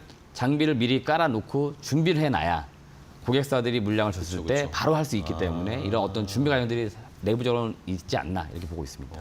그러면은 이 여러 가지 업체들이 약간의 비메모리 반도체 약간씩 뭐 다른 특성들을 가지고 있을 텐데, 아까 제가 듣기로는 소프트웨어를 다 개별적으로 가지고 있다고 하면은 그 업체의 칩에 맞게 테스트를 맞춤으로 해주는 거죠? 맞습니다. 어. 네, 뭐 커스터마이징을 보시면 될 것 같고 각각의 칩이 소위 말하는 이제 다품종, 소량 네네, 생산이죠. 그쵸. 예, 이런 게 많아요. 그러다 보니까 이제 이런 쪽은 그런 기술력이 상당히 요구되는 거고, 메모리 쪽도 반대죠. 그렇죠. 소품종 대량 대량으로 생산이니까. 만들겠죠. 예, 그러니까 거긴 좀 더 어떻게 보면 공정이 약간 단순할 수도 있겠죠. 그러니까 그런 이제 약간의 차이점이 있다라고 보시면 될 것 같아요. 좀 더 세밀하게 그 기업의 칩에 맞춰서 테스트를 해주니까 그런 걸 해줄 수 있는 업체들이 많지는 않으니까 네. 아이텍이 오히려 경쟁력을 가질 수 있는 거네요. 네네. 알겠습니다. 자, 근데 뭐 최근에 사실 아이텍이 말씀해 주신 것처럼 이런 비메모리 쪽에 테스트 장비로 차량용 쪽으로 얘기도 많이 나오고 있지만, 시장에서 최근에 뭐 퓨리오사 AI라든지 아니면은 뭐 디벡스라든지 이런 식으로 최근에 AI 칩 관련된 이슈가 나올 때 아이텍이 좀 움직이더라고요. 네, 맞습니다. 이제 그래서 그럴 이게 왜 수밖에. 그런가 예. 싶었어요. 그럴 수밖에 없는 이유가 좀 있는 게 일단 지금 이재명 대통령이 그 후보 시절에 네. 퓨리오사 AI라고 하는 기업 방문을 하면서 우리가 퓨리오사 AI라고 하는 기업이 시장에 많이 알려졌습니다. 그쵸. 그래서 이 업체들 다 뭐냐면 그냥 팹리스 업체라고 보시면 돼요. 지금 표가 나가고 있는데 네. 가장 왼쪽 편에 지금 보시면 리벨리온, 퓨리오사 AI, 뭐 사피온, 디벡스 네. 이 기업들 말고도 훨씬 더 많이 있는데 이 기업들의 기술력이 조금씩 부각이 되고 있는 거고요. 결국 이 업체들은 반도체 설계를 담당을 합니다. 그러니까 어떻게 보면 메인 사실은 사업일 수 있겠는데 그쵸. 중요한 설계하고 나서 만드는 건 대부분 파운드리 업체들이 만들어 줍니다. 그쵸. 뭐 삼성전자, TSMC TSMC 가 같은 만들죠. 팹을 이용을 하는 거고 그 전공정이 끝나고 나면 후공정 들어가는데 여기에서 패키징도 하고 테스트하게 되는데 저 어셈블리 저쪽을 패키징을 보시면 되겠는데 암코 뭐 이런 쪽은 다 대부분 대만 업체로 보시면 돼요. 네네. 그렇기 때문에 이거 이후에 테스트는 지금 아이텍이 많이 하고 있는데요. 지금 보시면 디벡스나 사피온, 사피온은- 특히 네. 디벡스 같은 경우에는 반도체 테스트 하우스로 이미 선정돼서 협업을 상당히 하고 있고요. 그러다 보니까 디벡스가 올해 하반기에 칩을 하나 만들 건데 DX-M1이라고 하는 칩입니다. 이걸 네. 양산을 하면서 자연스럽게 디벡스가 그 물량 테스트를 하지 않겠나라고 보는 겁니다. 그렇기 때문에 디벡스와의 이 사업적 관계나 향후 이제 폭발적으로 일어날 수 있는 시너지 효과 이런 것들을 시장이 기대하는 거고요. 아까도 말씀드렸지만 국내에서 AI 반도체 테스트할 수 있는 기업이 그렇게 많지가 많지 않습니다. 아까 말했지만 장비가 있어야 돼요. 네네. 소프트웨어가 있어야 됩니다. 그러면 결국 이걸 누가 할 거냐 계산해보고 시장에서 추적해보면은 찾아보면. 디벡스 거도 하고 처럼 리벨리온 거도 할 것 같고 뭐 이런 게 지금 이어지고 있는 겁니다. 그래서 지금 상당히 그런 측면에서 부각이 되고 있는 거고 지금 공이 저 기업들이 다 비상장 기업들인데 비상장 시장에서 시가총액이 1조가 넘게 평가받고 그쵸, 있습니다. 네. 그만큼 유니콘 기업을 등장을 하고 있고 그 기업들과 사업의 연관성 있다는 것만으로도 상당히 부각이 되고 있기 때문에 아이텍이 또 주목을 받고 있다라고 보시면 됩니다. 그렇습니다. 그래서 디벡스를 잘 모르시는 분들이 계실 것 같아서 디벡스 소개 간단하게 해주셔도 좋을 것 같아요. 네, 디벡스가 어떤 디벡스는 회사인지. 2018년 설립됐고 직원 수가 대략 한 84명 정도 되는 것 같고요. 25년도 6월 기준 제가 시장에 나왔던 조사를 봤더니 한 1조 2천억 정도를 평가받습니다. 오, 시가총액이요. 네. 예, 그 정도로 지금 많이 투자를 받고 있고요. 그만큼 좋은 기업으로 성장할 거라는 시장의 어떤 기대가 상당히 많이 반영되어 있는 거고 그러다 보니까 디벡스 상당히 좋은 기업이고 특히 NPU라서 저전력 반도체가 있는데 이게 엔비디아의 GPU를 대체할 수 있지 않겠나 이렇게 기술적으로 보는 건데 이거 하는 특허를 지금 대한민국에서 삼성전자 다음으로 두 번째로 많이 갖고 있습니다. 그래서 지금 특허도 300건 이상 넘게 출원되어 있고 등록되어 있는 그런 기업입니다. 그러니까 그만큼 기술력이 상당히 있는 거고 아까 말씀드린 것처럼 DX-M1이라고 하는 이제 차세대 칩 요거를 올해 연말 정도 돼가지고 양산하겠다 이렇게 많이 이야기를 하고 있습니다. 그래서 디벡스라고 하는 기업도 시장에서 점점 알려지고 제가 볼 땐 상장을 하지 않을까라고 예상도 돼요. 그러게요. 예, 네. 그만큼의 가치가 있기 때문에 조단위 밸류를 받지 않을까라고 지금 보고 있습니다. 자연스럽게 디벡스 상장 이야기가 나오면 아이텍은 이미 같이 네네. 협업을 하고 있는 상황이니까 이 상승할 수 있는 모멘텀이 함께 받쳐지는 거고 아까 퓨리오사 AI도 잠깐 저희가 이 표에 나왔는데 퓨리오사 AI도 오늘 뭐 좋은 소식이 있더라고요. 투자 유치도 받았고. 맞습니다. 네. 아마- 퓨리오사 AI도 근데 아까 보니까 테스트 업체를 아직 미정했다고 하는데 네. 그럼 아이텍이 퓨리오사 AI와 뭔가 같이 할 수 있는 가능성도 있다고 보세요? 충분히 가능성이 있죠. 어. 예, 뭐 SLT라고 해서 시스템 레벨 테스트 이런 것들을 지금 하는 것들을 협의를 하고 있는 것 같습니다. 그렇기 때문에 이게 지금 협의 중이기 때문에 뭐 저 리벨리오나 퓨리오사 AI의 제품을 뭔가 한다라고 지금 확답을 할 수는 없지만 네네. 장차 아이텍이 캐파를 늘려가면서 또 고객사를 늘려가는 과정에서 충분히 퓨리오사 AI도 고객사로 들어올 수 있는 여진이 있습니다. 그러니까 그런 점들을 우리가 이제 많이 기대를 하는 거죠. 네, 좋습니다. 자, 이렇게 아직 뭐 이런 아까 표에 보여드렸던 건 다 비상장 회사이긴 한데 요즘 뭐 어쨌든 정부에서 AI 집중 투자, AI를 성장시키기 위한 전략을 굉장히 많이 펼치고 있는 상황이기 때문에 이런 것들도 함께 연관되는 이제 밸류체인 속해 있는 이런 기업들을 잘 살펴봐야 되겠습니다. 그 중에 이제 아이텍을 오늘 말씀을 해주신 거고.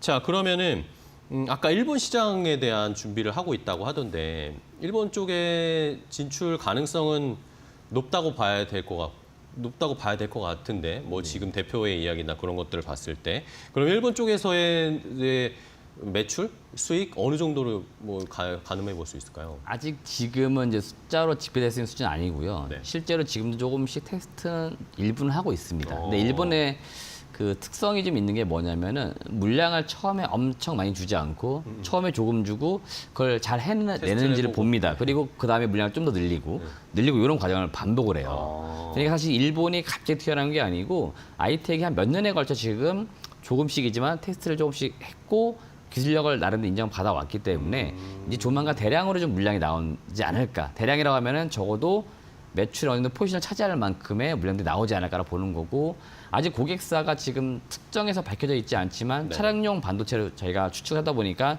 나름 저도 찾아봤는데 뭐 르네사스, 소니, DMP, 라피더스 뭐 이런 기업들 중에 하나 고객사를 확보한다? 그럼 상당히 큰 물량이 들어올 수 있겠죠. 그러니까 그런 것들을 시장에서 기대를 하는 거고요.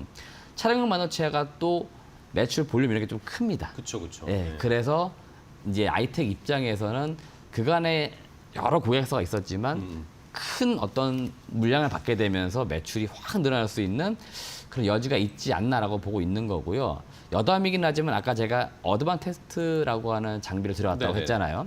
어드반 테스트가 일본 업체입니다. 아. 그러니까 뭔가 또 그 반도체 업계 내에서의 소개도 일부 그렇겠네요. 있어요. 그러니까 이런 것들이 있는 거죠. 관계가 그래서 있겠네요. 장비 업체가 한국에 아이텍이라는 기업이 우리 장비를 가져다가 테스트를 하고 있으라고 있다. 예, 소개도 좀 하고 이런 게 있었겠죠. 그러다 보니까 자연스럽게 미팅 자리가 이루어졌고 그런 것들로 인해 가지고 또 고객사가 될 수 있는 뭐 일종의 거래선의 연결선 이런 게 좀 됐던 거죠. 알겠습니다. 이제 이 퍼즐이 약간 맞춰지네요. 아, 이렇게 갑작스럽게 일본 이야기가 나와서 좀 생뚱맞다라고 생각했는데 그동안의 관계 형성들이 다 있었군요.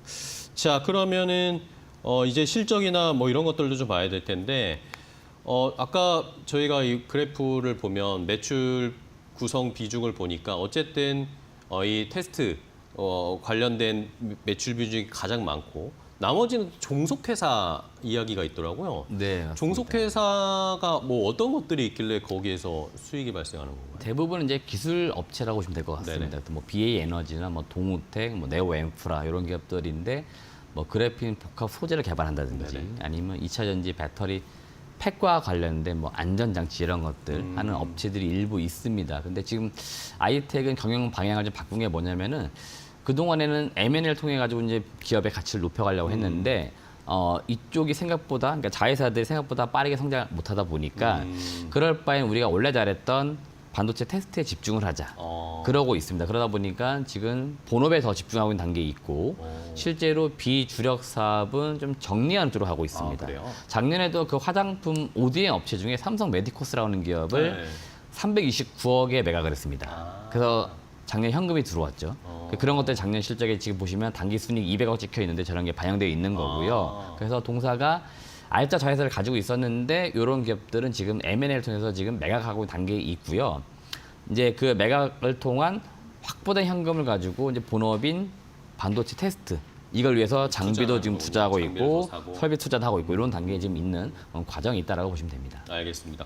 일단은 뭐 실적은 아직까지는 뭐 흑자로 전환되진 않았는데 올해는 흑자 전환 기대할 수 있을까요? 일단 자회사가 다 실적의 변수이긴 합니다. 네네. 대부분 매출은 나오지만 아직까지 적자 기업이 많다 보니까 이 적자 기업들 매각이 되게 되면 아무래도 연결 실적에 빠지게 되잖아요. 그래서 그런 것들이 실적의 변수인데 제가 그냥 실적을 그래서 쉽게 추적을 하기 위해서 본업인 반도체, 그러니까 별도라고 보시면 되겠죠. 네. 별도 매출액은 한 420억, 영업이익은 한 40억 정도로 전망을 제가 하고 있고요. 이렇게 되면은 제가 볼 때 뭐 별도이긴 해도 뭐 흑자 전환 충분히 가능한 거고 사실 요거는 반도체 쪽만 매출이니까 아마 내년도에는 매출 영업이익이 훨씬 더 증가가 될 겁니다. 자연스럽게. 그래서 본업인 반도체 테스트 쪽에서 매출 영업이익이 증가되면은 실적도 좀 숫자상으로 봐도 뭐 개선되는 게 충분히 알려질 수 있으니까 그런 점도 한번 보시면 좋을 것 같습니다. 네, 알겠습니다.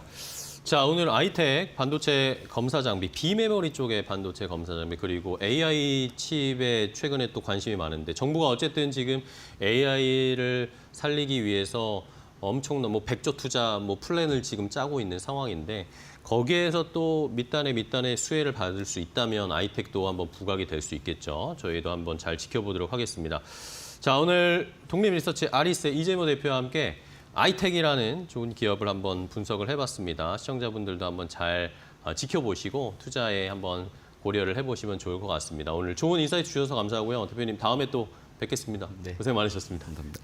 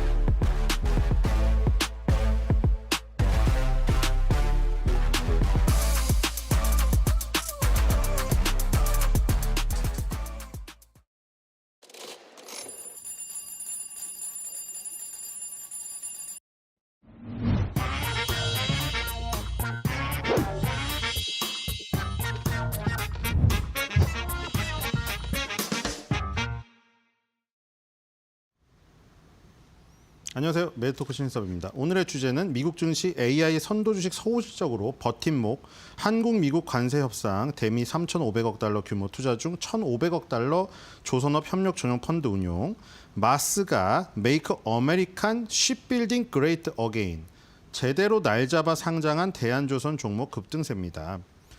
자, 이제 마가의 이름을 따서 막 여러 가지가 분화돼서 나오고 있잖아요. 이번에 우리나라 이 조선에 관련된 shipbuilding이라고, 이 우리나라 조선이 이제 그 미국의 어떤 쇠락한 조선을 뭐 리빌딩하자는 그런 의미로 shipbuilding이라는 단어를 만든 것 같습니다. 그래서 이제 마스가라고, 약간 이름이 좀 일본 사람 스타일이라 좀 그렇긴 한데, 우리나라와 미국 간의 어떤 조선업 협력 펀드로 이루고자 하는 이 목표를 이 트럼프의 어떤 정책 마가의 구호에 맞추어서 마스가라고 이렇게 좀 언론에 많이 보도가 되고 있더라고요. 그래서 마스가를 과연 뭐 이룰 수 있을까? 물론 뭐 이 마스가를 이렇게 해서 이제 90%의 지분은 미국인들의 호주머니로 들어가는 이 극악무도한 이런 알고리즘이 숨어 있긴 합니다만, 어쨌든 우리나라 그 조선 기업들이 조금 여기 참여해서 뭔가 그래도 뭐 10%도 덩치가 크니까 좋게 보는 언론도 많이 있더라고요.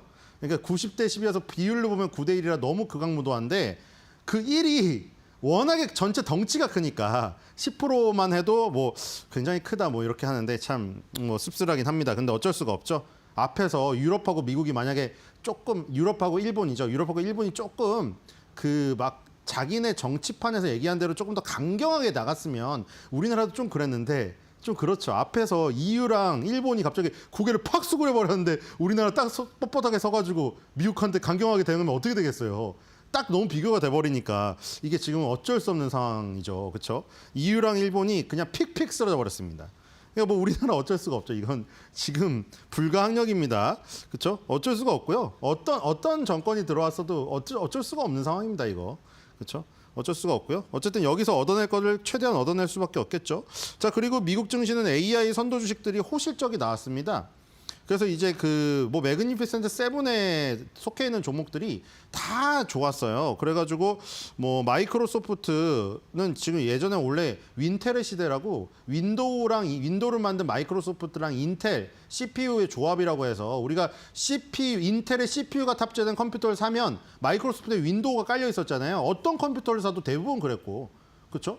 뭐 맥을 쓰는 어떤 일부 사람들이 있었고, AMD의 CPU를 쓰는, 조금씩 인텔의 CPU 탑재된 거 싼 컴퓨터 쓰는 사람이 있었지만, 대다수의 사람들이 거의 압도적으로 이제 윈텔을 사용했죠. 그렇기 때문에 윈텔의 시대라고 했는데, 거기서 인텔은 완전 나가 떨어졌는데, 그 당시에 윈자를 담당하던 이 윈도우의 그때 시대가 PC 시대잖아요. 말을 이제 정리해 보면, 그 시대의 주인공이 아직도 지금 주인공이라는, 이건 정말 대단하지 않은가 이런 생각이 듭니다. 마이크로소프트가 또 호실적을 발표했는데 이 내용이 인공지능 그리고 클라우드 서비스, 애저 서비스죠. 이쪽의 실적이 굉장히 좋게 나오면서 역시 마이크로소프트는 어떤 이 모든 시대를 거슬러 올라가서 거슬러 내려오면서도 계속해서 주도권을 놓지 않고 있다. 정말 마이크로소프트 존경합니다. 자, 그리고 이제 그 애플의 실적도 이 장 후반에 나왔는데 우리의 우려를 불식시키는 실적이 나왔습니다. 자, 그래서 다우 30 종목에서도 마이크로소프트가 지금 1등을 했네요. 3.95% 급등을 했죠. 마이크로소프트와 엔비디아의 시총 1, 2위 싸움이 정말 볼만할 것 같습니다. 마이크로소프트도 지금 계속 추격하고 있고요. 자, 그다음에 3M, 아마존, 캐터필러, 트래블러스 컴퍼니스, 월마트, 버라이전, 하니엘 이런 순이고요. 매그니피센트 7에 속하는 종목은 지금 아마존이 또 올라와 있는 모습입니다. 엔비디아랑 애플은 지금 상승폭이 마이크로소프트, 아마존에 못 미쳤고요. 하니엘보다 높지 않았기 때문에 밑에 있겠죠. 자, 그래서 다우 30 종목 중에 안에 있는 매그니피센트 7의 종목 중에서는 두 종목인 마이크로소프트, 아마존이 이 상승률 10위 안에 진입을 했습니다. 자, 그런데 이제 다우 지수는 0.74 하락을 했다는 것이죠. 그렇죠? 왜냐하면 이 마이크로소프트, 3M, 아마존 이런 주식보다는 이 유나이티드 헬스그룹, 머크 이런 회사들의 비중이 높기 때문에 그 회사들이 급락을 했습니다. 자, 트럼프가 의약품에 굉장히 관세를 많이 부과해서 약값을 싸게 해주는 대가로, 그러니까 약값을 소비자가 싸게 받는다는 거는 기업 입장에선 좋지가 않은 거지. 기업이 마진을 줄여야 소비자가 이득을 보는 거죠. 그래서 그 부분이 안 좋았고요. 자, 그다음에 나스닥 보겠습니다. 나스닥은 지금 0.03 마이너스였고요. 메타가 지금 11.25 급등을 했습니다. 자, 대단한 지금 시세가 났고요. S&P 500입니다. S&P 500이 메타가 나오고 있군요. 11.25가 급등했죠. 메타가 예전에 페이스북이었고 메타 시대에 걸맞는 어떤 사업 구조로 가져간다고 저커버거가 이름을 바꿨을 때만 해도 굉장히 어색했습니다. 굉장히 어색했음에도 불구하고 메타로 이름을 바꾸고 지금까지 승승장구하고 있는 모습이죠. 승승장구하고 있는 모습이고요. 메타가 지금 갭상승을 한 모습입니다. 갭상승을 해가지고 지금 그동안의 부진을 털은 모습이고요. 자, S&P 500은 이 0.37 정도 마이너스 거의 약보합 수준이었습니다. 자, S&P 500을 보겠습니다. 엔비디아 조금 떨어지고 있는 가운데 마이크로소프트가 6.96. 자, 마이크로소프트도 종목 비중이 7% 가까이 올라오고 있습니다. 자, 역시 애플보다는 마이크로소프트가 엔비디아와 자웅을 겨루는 어떤 투톱으로 지금 나서고 있고요. 자, 애플도 지금 0.7이 빠졌습니다만 장 끝나고 나서 실적이 좋게 나왔습니다. 자, 저 3인방의 그 주가 흐름 계속 보면 좋을 것 같고요. 필라델피아 반도체 지수는 3% 급락했습니다. 자, 필라델피아 반도체 지수는 3% 급락해서 코이어런트 딱 한 종목만 겨우 플러스를 기록을 했고요. 테라다임부터는 다 마이너스입니다. TSMC, 엔비디아 이렇게 다 마이너스죠. 자, 엔비디아가 역시 마이너스를 기록한 사이에 마이크로소프트가 치고 올라오는 이런 모습. 또 지금 1, 2 싸움이 재밌어집니다. 자, 오늘의 특징주 하나 보겠습니다. 특징주 마이크로소프트 봐야겠죠. 자, 마이크로소프트 역사상 신고가입니다. 정말 대단합니다. 이거 어디까지 갑니까? 자, 마이크로소프트는 뭐 큰 위기가 없습니다. 이게 연봉으로 보면은 2022년이죠. 2022년 단 1년을 제외하고 17년도부터 지금 25년도까지 거의 만 20년을 지금 10년을 지금 계속 플러스입니다. 그렇죠? 10년 동안 딱 1년 빼고 전부 양봉이에요. 어떻게 저럴 수가 있죠? 대단합니다. 자, 그리고 리솔츠 CEO가 이런 말을 했습니다. AI가 미국 주식시장을 전체를 떠받치고 있다. 지금 왜냐하면 나이키 그리고 스타벅스 주가가 끔찍하며 치폴레는 떨어지는 칼날이다. 요즘에 치폴레 주가가 좋지가 않아요. 그래서 음식료주들, 그다음에 이제 나이키 같은 이런 의류, 음식료 이쪽이 좋지가 않은데 AI의 성장성 때문에 시장을 떠받치고 있다. 이런 상황입니다. 만약에 AI가 없었다면 저는 음식료, 의복 관련주들의 급락이 더 두드러졌겠죠. 자, 니케이부터 아시아 증시 보겠습니다. 오늘 코스피가 좀 급락을 하고 있네요. 니케이가 0.36 빠지고 대만은 0.29 빠지는 데 비해서 지금 코스피, 코스닥이 일본, 대만에 비해서 과도하게 많이 빠지고 있습니다. 자, 일본 보겠습니다. 역시 시가총액 1위 종목인 도요타 자동차가 1.72로 지금 버텨내고 있고요. 자, 지금 10위에 키엔스죠. 이게 뭐 괴물 기업이라고 이제 이 여러분들 책방에 가시면 지금 베스트셀러에 올라 있는 키엔스 기업에 대한 책이 있습니다. 그 기업이 3.68. 괴물 기업이란 게 영업이익이 엄청나게 높기 때문이죠. 자, 지금 대단한 기업이 지금 올라오고 있고요. 대만입니다. 대만이 0.31 마이너스입니다. 자, 대만도 거의 빠지지 않고 있는데요. 자, 우리나라 왜 이렇게 빠질까요? 자, 대만도 일단 TSMC가 1.7이 빠집니다만 홍하이 프리시전이 0.56이고요. 어제 애플의 실적이 좋아졌기 때문에 홍하이 프리시전, 폭스콘의 모회사기 때문에 이 회사도 따라다니죠. 그렇죠? 폭스콘의 공장이 이제 어디로 갈 것인가 그게 관건입니다. 폭스콘의 공장이 이제 중국에 더 이상 세울 수가 없기 때문에 그걸 따라서 트럼프의 정책대로 어디로 갈 것인가 그게 중요합니다. 코스피가 2.77 빠지고 있고요. 코스닥은 3.05나 빠지고 있네요. 자, 지금 보니까 지금 수급이 6,100억이나 지금 마이너스가 들어오고 있어서 좀 전환이 이루어지는 것 같죠. 그동안 쉴 새 없이 순매수만 들어왔는데 지금 6천억 원이 지금 마이너스가 나오고 있습니다. 아직도 지금 절반의 시장이 남았기 때문에 이렇게 되면 1조 이상 팔 가능성도 있습니다. 자, 시가총액 상위 보겠습니다. 다 안 좋은데 자, 눈에 띄는 게 현대차가 지금 플러스고요. 기아가 플러스고요. 14위의 하나오션은 플러스에서도 거의 2% 가까운 플러스입니다. 자, 결국 종합해보면 뭡니까? 결국 우리가 3,500억 달러 펀드 조성하면서 9대1 배분으로 극악무도한 그 비율을 감수를 하고 협상을 통과한 그 대가로 가져온 게 뭐예요? 자동차 품목별 관세 25%를 10% 깎아서 15%만 부과받는다는 그거. 그래서 현기차를 겨우 지켜내니까 현대차 기아가 좀 플러스가 나오는 것이고, 그다음 아까 이제 가장 큰 활약을 했던 3,500억 달러 중에 1,500억 달러를 차지하는 그 마스가라는 그 비전을 실현시키기 위해서 우리나라 조선의 부흥이 있지 않을까 하는 기대감으로 하나오션. 그러니까 지금 이 치열한 관세 협상 속에서 겨우 건질 만한 거 자동차 조선 이렇게 오르고 있습니다. 자, 그리고 코스닥은 딱 한 종목 빼고 전멸이네요, 전멸. 자, 6위에 파마리 있었지 대단합니다. 오늘도 플러스를 기록하면서 아직도 55만 원입니다. 지금 이 60만 원 도전을 아직 끈을 놓지 않은 것 같습니다. 이 한 종목 빼고는 다들 기본 하락폭이 3% 이상 되는 코스닥이 조금 그 강력한 하락이 지금 나오고 있습니다. 자, 오늘 이 상승률 상위 섹터 보겠습니다. 조선 섹터가 올라와 있는데, 자, 조선 섹터가 올라와 있는데 희한하게 자, 지금 처음 보는 종목이 올라와 있습니다. 대한조선이라고. 자, 지금 잘못 본 줄 알았어요. 대한조선이라는 종목이 지금 77%가 올랐는데 지금 현재가가 88,900원이거든요. 물론 하나오션이 아까 코스피 시총 14위로서 빨간색을 기록하고 있잖아요.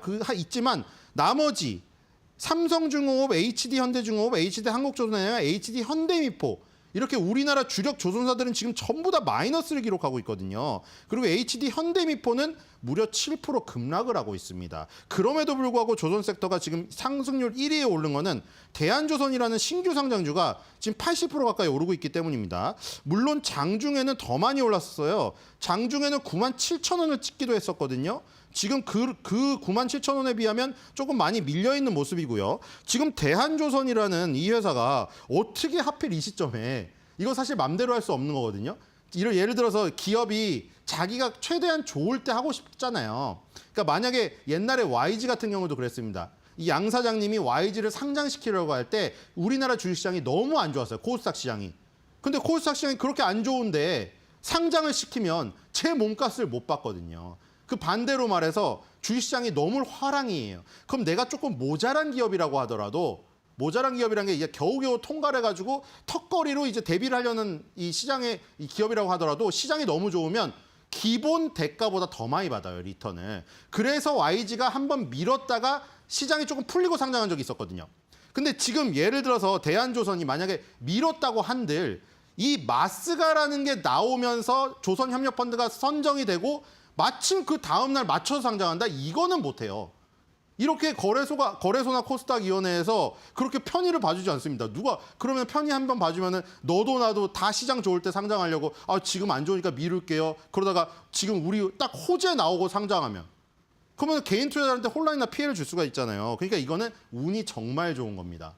운이. 어떻게 대한민국하고 미국하고 딱 이 관세 협상이 마무리됐는데 거기서 이제 주춧돌이 이 지금 중추가 마스가라는 거잖아요. 그 안에서 또 조선주의 어떤 부흥이 기대가 되고 그때 마침 대한조선이라는 조선주가 상장을 했다는 건 정말 운이 좋은 것이고 1987년에 설립된 신영조선공업이 전신이라고 합니다. 대한조선이. 이 회사가 하는 사업이 뭔가 봤더니 원유 운반선, 석유 제품 운반선, 컨테이너선, 친환경 고부가 가치선, 이 다양한 중대형 선박을 건조한다고 합니다. 자, 지금 선박 건조하는 형태도 지금 맞아떨어져요. 왜냐하면 마스가란 얘기도 나오고 미국 구남 MRO 시장도 얘기도 나왔는데 그 전에 일본이 한 게 알래스카 LNG 사업에 참여를 한다고 했고 우리나라도 미국의 에너지를 1,000억 달러로 구매를 해야 된다는 지금 조건이 붙어 있잖아요. 그럼 이제 에너지를 뭐 구매를 하건 LNG를 구입을 하건 여기 LNG를 운반할 선박들이 필요한데 마침 이 전신 신영조선공업이 하는 이 일들이 원유 운반선, 그러니까 에너지를 운반하는 운반 선박을 만들던 회사라는 것이죠. 그렇기 때문에 이런 형태도 지금 맞아떨어진다. 어쨌든 운이 상당히 좋다고 할 수가 있겠습니다. 자, 우리가 내가 조선의 국모다. 이게 사실은 예전에 우리 역사에 나오는 그런 어떤 워딩인데 이 조선업체의 그 조선이랑 예전에 우리나라의 이름이었던 우리나라의 이름이었던 조선이랑 동음이의어다 보니까 이걸 많이 씁니다. 그 조선주가 좋으면 조선의 국모다 나타났다 막 이러잖아요. 근데 마침 기업의 이름도 대한조선입니다. 그래서 이제 사파를 만들어 봤는데요. 뒤에서 국민들이 막 국모 만세하고 이 주모분이 내가 조선의 국모다 하고 있고 뒤에서는 대한조선 대박 이러고 있습니다. 자, 그래서 저런 내가 조선의 국모다 이렇게 외치면서 나타날 수 있을 정도로 지금 퍼포먼스가 좋습니다. 오늘 급락하는 시장에서도 조선주가 지금 일단 제자리를 잘 찾고 있고요. 자, 그래서 아까 마스가라는 게 나오지 않았습니까? 그래서 어렸을 때 뭐 우리나라만은 아니지만 마징가랑 조금 뭔가 어감이 비슷해서 제가 한 줄 매듭평을 만들어봤습니다. 무쇠팔, 무쇠다리, 로켓 조선, 마스가 K.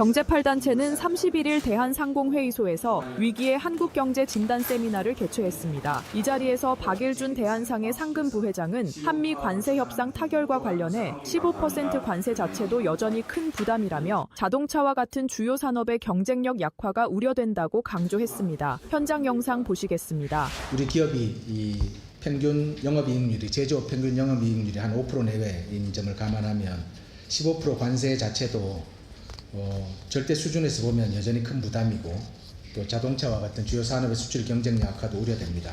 강태수 카이스트 교수는 감당할 수 있는 관세율은 평균 11%로 15% 이상은 생존이 어렵다는 설문조사 결과가 나왔다며 주로 선박과 철강업계가 큰 어려움에 직면할 것이라고 강조했습니다. 미국과의 무역협상 타결이 됐는데 그것이 결국은 국내 입장에서 보면은 투자 공동화가 아니냐. 한국경제협회에서 서베이를 해보니까 감당할 수 있는 관세율을 물어보니까 평균이 11%입니다.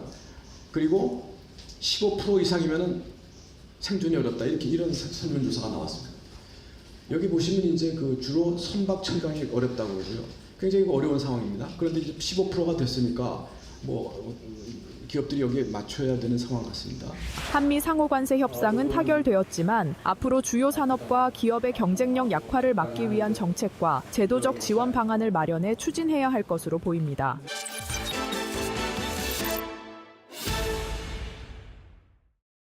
관세를 넘으니 과세 문제가 우리 시장을 누르고 있습니다. 세제 개편안에 대한 충격으로 코스피 시총 100위권 종목은 장중한 때 모두 파란불을 켜기도 했는데요. 현재 시간 지수는 어떻게 흘러가고 있을까요? 지수 상황 조금 더 자세히 알아보겠습니다. 일단 코스피가 2.87%가량 하락하는 모습 보여주고 있습니다. 3,152선 부근에서 움직이고 있고요. 코스닥도 3% 넘게 하락하면서 780선 부근 지나가고 있습니다. 오늘 코스피 코스닥 양지수 일제히 하락하는 가운데 수급 상황도 살펴보도록 하겠습니다. 먼저 코스피 시장 외국인과 기관의 순매도가 포착이 되고 있는 가운데 오늘 외국인이 코스피 현 선물을 합쳐서 매도 규모가 1조 원을 넘겼습니다. 매도 규모 점차 커지고 있고요. 외국인 현재 5천억 원가량 시장을 팔고 있습니다. 개인만이 시장 강하게 사들이고 있는데요. 코스닥 매매 동향도 함께 살펴보도록 하겠습니다. 코스닥도 마찬가지로 외국인과 기관의 순매도 속에 개인만이 1,400억 원가량 코스닥을 사들이고 있는 모습 포착이 되고 있습니다. 오늘 외국인은 코스피와 코스닥을 일제히 팔고 있는 모습 보이고 있고요. 장 초반부터 계속해서 강하게 파는 모습 체크가 되고 있습니다. 오늘 원달러 환율이 1,400원대를 한때 터치하기도 했습니다. 오전 10시 33분쯤에 1,400원을 터치를 하고 현재 시간 1,399원 선에서 거래가 되고 있는 점. 이 달러 강세와 더불어서 외국인이 한국 시장을 파는 만큼 원달러 환율에도 상방 압력을 가하고 있습니다. 네, 지금까지 시장 상황 간단하게 살펴봤습니다. 계속해서 오늘 투자 뉴스로 이어가 보겠습니다. 하반기 IPO 시장의 대어로 불리는 대한조선이 코스피 상장 첫날에 공모가 대비해서 최고 90% 넘게 올랐습니다. 중대형 조선 전문기업인 대한조선은 공모가 기준 시가총액이 1조 9,263억 원이 모였는데요. 이는 올해 상장한 LG CNS 이후로 5개월 만에 등판한 조단위 대어입니다. 대한조선은 올해 1분기 매출액은 3,075억 원, 영업이익률은 전년 동기 대비해서 22%를 달성하면서 국내 조선사 중에서도 높은 수익성을 기록한 바 있습니다. DB증권연구원은 대한조선의 주력 선종인 이 노후선 비중을 감안하게 된다면 중장기 선박 수요는 꾸준할 것으로 보인다라는 긍정적인 의견을 내기도 했는데요. 대한조선은 앞서 진행된 수요 예측에서 기관 경쟁률은 275대 1을 기록하고 일반 청약에서는 238대 1의 경쟁률로 약 17조 8,608억 원의 청약 증거금을 모았습니다. 공모가는 7만 원으로 확정이 됐는데요. 현재 시간 주가 흐름 어떻게 흘러가고 있을까요? 바로 열어보시죠. 77% 넘게 급등하고 있습니다. 88,800원 선 지나가는 모습 보여주고 있고요. 오늘 한화오션의 주가도 주목이 되죠. 아무래도 이 관세 협상에 대한 가장 큰 수혜주로 지목이 되고 있는데 장중 변동성은 조금 가져갑니다만 현재 시간은 1%가량의 상승 추세 이어가고 있습니다. 11만 3,300원 선 거래되고 있는 모습 보여줍니다. 스페이스X와 10년간 장기 공급 계약을 체결했다는 소식에 오늘 스피어가 상한가를 터치했습니다. 이번 계약에 따라 스피어는 스페이스X에 니켈과 초합금 등을 공급하게 되는데요. 스피어는 스페이스X의 로켓 발사체용 엔진, 발사대 같은 핵심 부품에 사용되는 특수 합금 소재를 공급하는 글로벌 티어 1 벤더사입니다. 계약 규모는 10년간 총 11억 달러 규모로 예상이 되고 있는데요. 우리 돈으로 환산하면 약 1조 5,440억 원 가량입니다. 이 가운데 초기 수요 예측치의 절반에 해당하는 한화 777억 원어치는 내년 1월부터 12월까지 확정 공급이 예정되었습니다. 이는 스피어의 지난해 매출액 대비해서 약 3,000%에 달하는 어마어마한 규모인데요. 이러한 소식에 오늘 스페이스X 밸류체인과 관련한 우주항공 테마가 시장의 주목을 받고 있습니다. 현재 시간 관련 주가 흐름 체크해 보시죠. 스피어 상한가 계속해서 유지하고 있습니다. 14,170원 선 지나가고 있고요. HVM 주가도 오늘 주목을 받아갑니다. 상한가 터치했고요. 35,850원 선 지나갑니다. LK삼양 주가도 함께 오르고 있는데요. 19%가량 급등하면서 2,325원 선 지나가는 모습 보여줍니다. 정부가 어제자로 개정된 세제 개편안을 발표를 했는데요. 대주주 양도세 요건 강화, 배당소득 분리과세 혜택 축소 등이 개정안에 담겼습니다. 기획재정부는 고배당 기업의 배당소득에 대해 분리과세하는 제도를 내년부터 도입한다고 어제자로 밝혔는데요. 다만 시장이 기대했던 최고세율 25% 안이 아닌 35% 안이 채택이 됐습니다. 여기에 세제 개편안의 다른 조항들도 시장의 투심을 얼어붙게 했습니다. 주식 양도소득세 과세 대상인 대주주 기준을 종목당 보유액 50억 원에서 10억 원으로 다시 낮췄고요. 금융투자소득세 폐지에 따라 올해 0.15%까지 인하됐던 증권거래세율 역시 0.2%로 다시 상향 조정됐기 때문입니다. 이 가운데 특히 대주주 기준을 10억 원으로 낮춘다라는 소식에 개인 투자자들의 반발이 굉장히 심합니다. 국민청원에 서명하는 등 크게 반발하고 있는데요. 그간 증시 부양 기대감에 올랐던 증권 지주사 주가 오늘 일제히 하락하고 있습니다. 현재 시간 주가 함께 살펴보겠습니다. 한화투자증권이 5% 넘게 하락하고 있습니다. 5,550원 선 지나가고 있고요. 지주사들 주가도 오늘 하락입니다. SK스퀘어 5%가량 하락, 14만 3,200원 선 지나가고 있습니다. 세제 개편안에 대한 충격으로 오늘 개인 투자자들의 비중이 높은 코스피 대형주 그리고 코스닥을 중심으로 부진한 흐름을 보이고 있습니다. 다만 앞으로 통과 예정된 상법 개정 등 증시 부양 정책에 대한 모멘텀 아직 살아있다라는 분석도 나오고 있는데요. 8월 시장에 대한 대응 방안 저희와 함께 이어서 챙겨가시죠.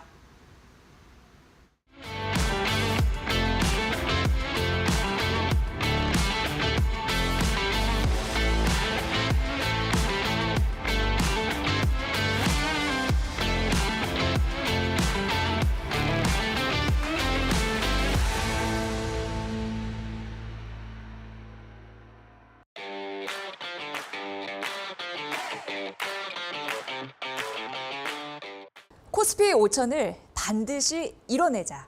새 정부 들어서 우리 한국 주식시장의 신뢰성을 되찾자라는 의지가 강해 보입니다. 그런데 정말 코스피가 5천 가능할까요?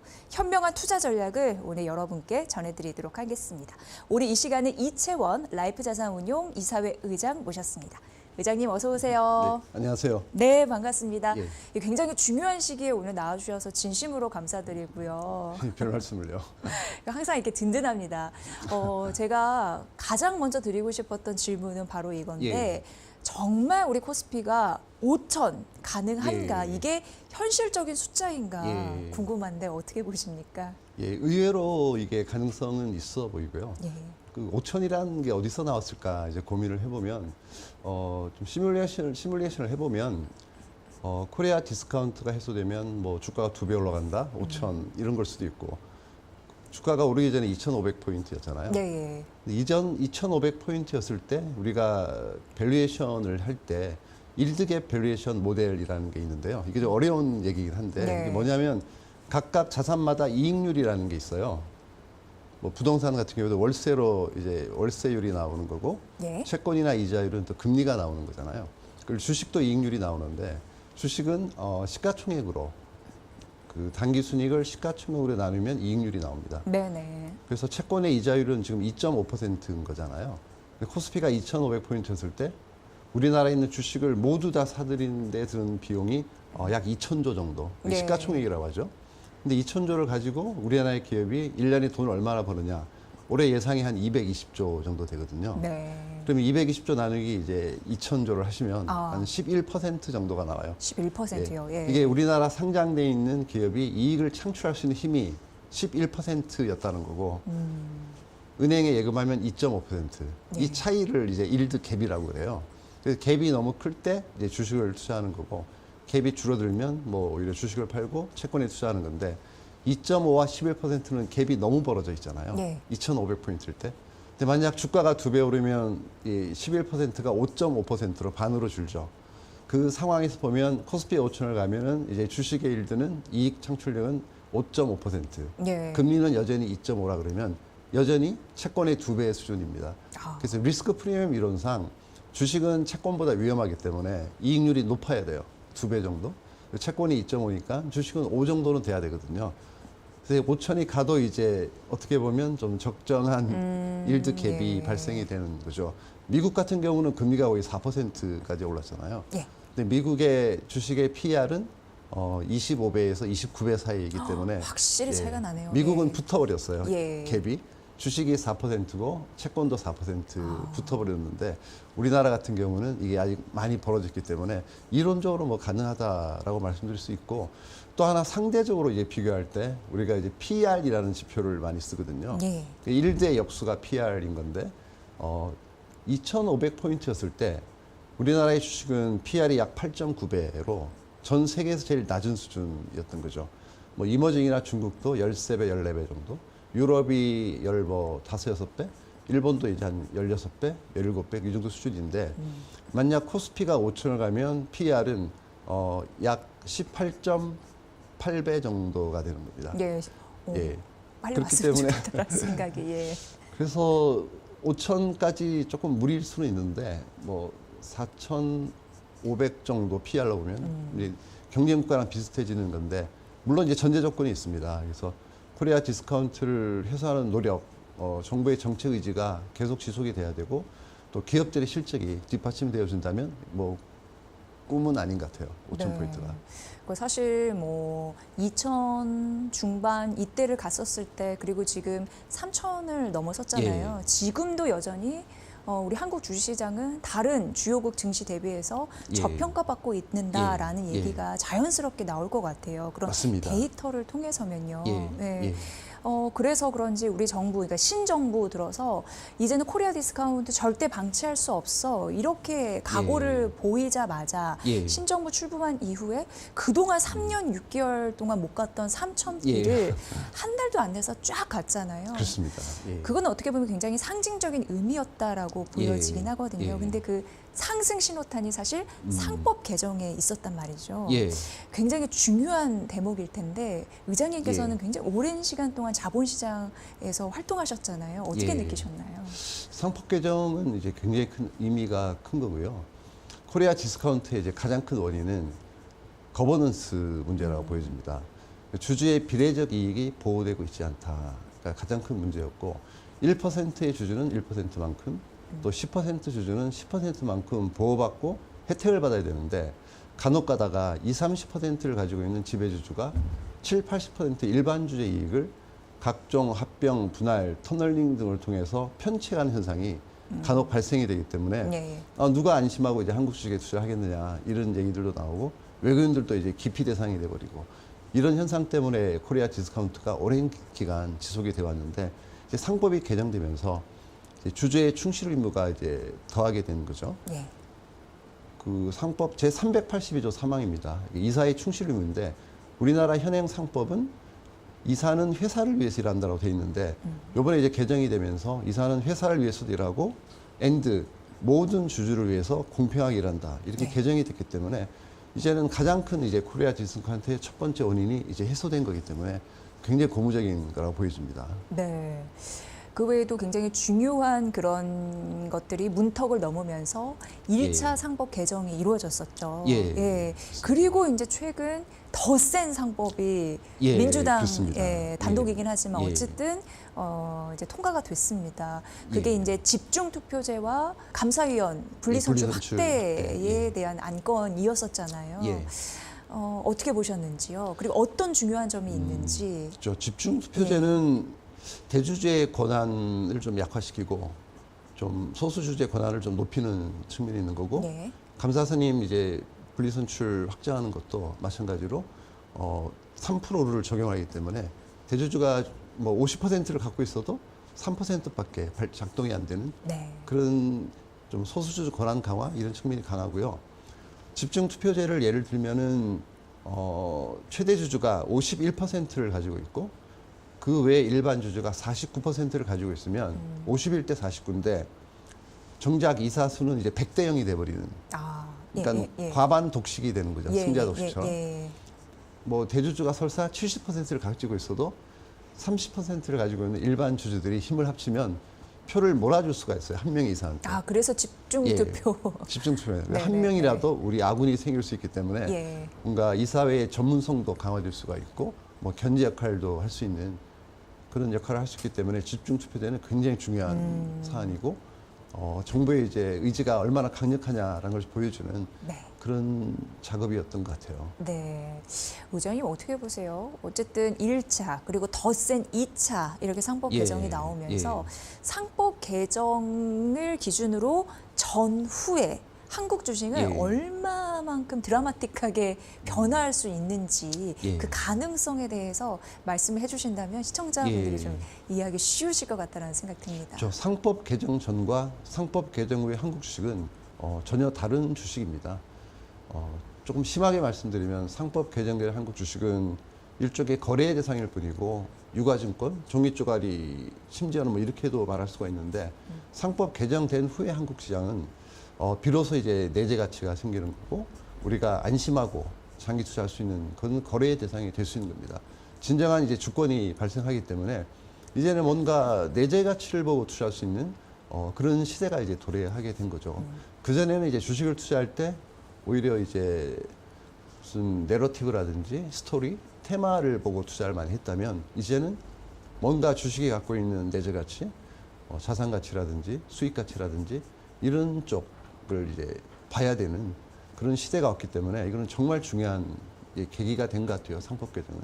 한국 주식은 이제 전혀 다른 주식입니다. 과거와는 이제는. 그러니까 상법 개정이 추진되면서 현재의 한국 주식은 과거와는 완전히 다르다라는 맞습니다. 말씀을 해주셨는데요. 그런데 이게 이제 코스피 5천 간의 길목에서 굉장히 중요하게 작용이 됐던 하나의 그 상승 트리거였고, 근데 이제 최근 정말 많은 논란이 되고 있는 부분을 좀 얘기를 해야 될 것 같습니다. 바로 세법 개정이에요. 당초 그 투자자분들이 생각하는 것보다는 좀 후퇴한 듯한 느낌이 들어서 지금 많이들 약간 실망하고 계신다라는 생각이 드는데 크게 두 가지인 것 같습니다. 일단은 대주주의 범위 확대에 대한 거, 그리고 그 배당소득 분리 과세에 대한 거 논란이 굉장히 첨예한데 이게 더불어민주당 그 여당 안에서도 일부 이견이 있어서 좀 투자자분들 입장에서 코스피 5천 가기 위해서 막 열망했던 분들 입장에서 약간 답답해하는 것 같은데 그 문제를 좀 봐주세요. 뭐 여러 가지 뭐 얘기들이 나왔지만 뭐 몇 가지 뭐 거래세 문제도 있고 다른 법인세 문제도 있고 했지만은 이제 결정적인 건 이제 말씀하신 두 가지 배당소득 분리과세랑 이제 대주주 양도세를 요건을 더 강화시킨다라는 문제인데 저희가 보기에는 특히 이 배당소득 분리과세는 굉장히 큰 문제인 것 같아요. 사실 코리아 디스카운트 원인은 두 가지인 건데요. 첫째는 아까 말씀드린 주주의 비례적 이익이 보호되고 있지 않다는 건데 그것은 상법 개정으로 이제 어느 정도 해결이 되지만은 두 번째 디스카운트 요인은 주주 간의 이해관계의 불일치거든요. 소위 지배주주와 일반 주주 간의 이해관계가 일치하지가 않는 거예요. 이 세상 모든 투자자나 주주들은 본인이 들고 있는 주식이 올라가기를 원할 거잖아요. 일론 머스크도 테슬라 주가가 오르기를 원할 텐데 우리나라 같은 경우에는 일부 이제 지배주주의 경우는 주가가 오르기를 이제 원하지 않는 주주가 있습니다. 뭐 세금 때문에 그렇겠죠. 네, 그게 코리아 디스카운트의 또 핵심 그럴 수 있습니다. 이었던 걸 수도 있고요. 상속세가 이제 최고 세율이 60%이기 때문에 3대 정도 가면 이제 10몇 %밖에 안 남지 않습니까? 근데 주가가 오르면 세금만 많이 내니까 굳이 주가를 내가 왜 올려야 되지? 이런 측면이 있는 거고 두 번째는 배당에 관한 건데요. 배당을 많이 할수록 또 세금을 종합과세에 해당이 되니까 모든 대주주는 49.5% 세금을 내야 되니까 굳이 미리 세금을 낼 이유가 없는 거예요. 우리나라 대주주 양도세는 현행 50억 이상은 27.5%지 않습니까? 지방세 포함해서. 그러면 배당을 1원도 안 하다가 회사에 잠겨놨다가 회사를 팔 때 27.5% 세금만 내면 되는데 굳이 미리 49.5%를 내면서 배당을 할 이유가 없는 거거든요.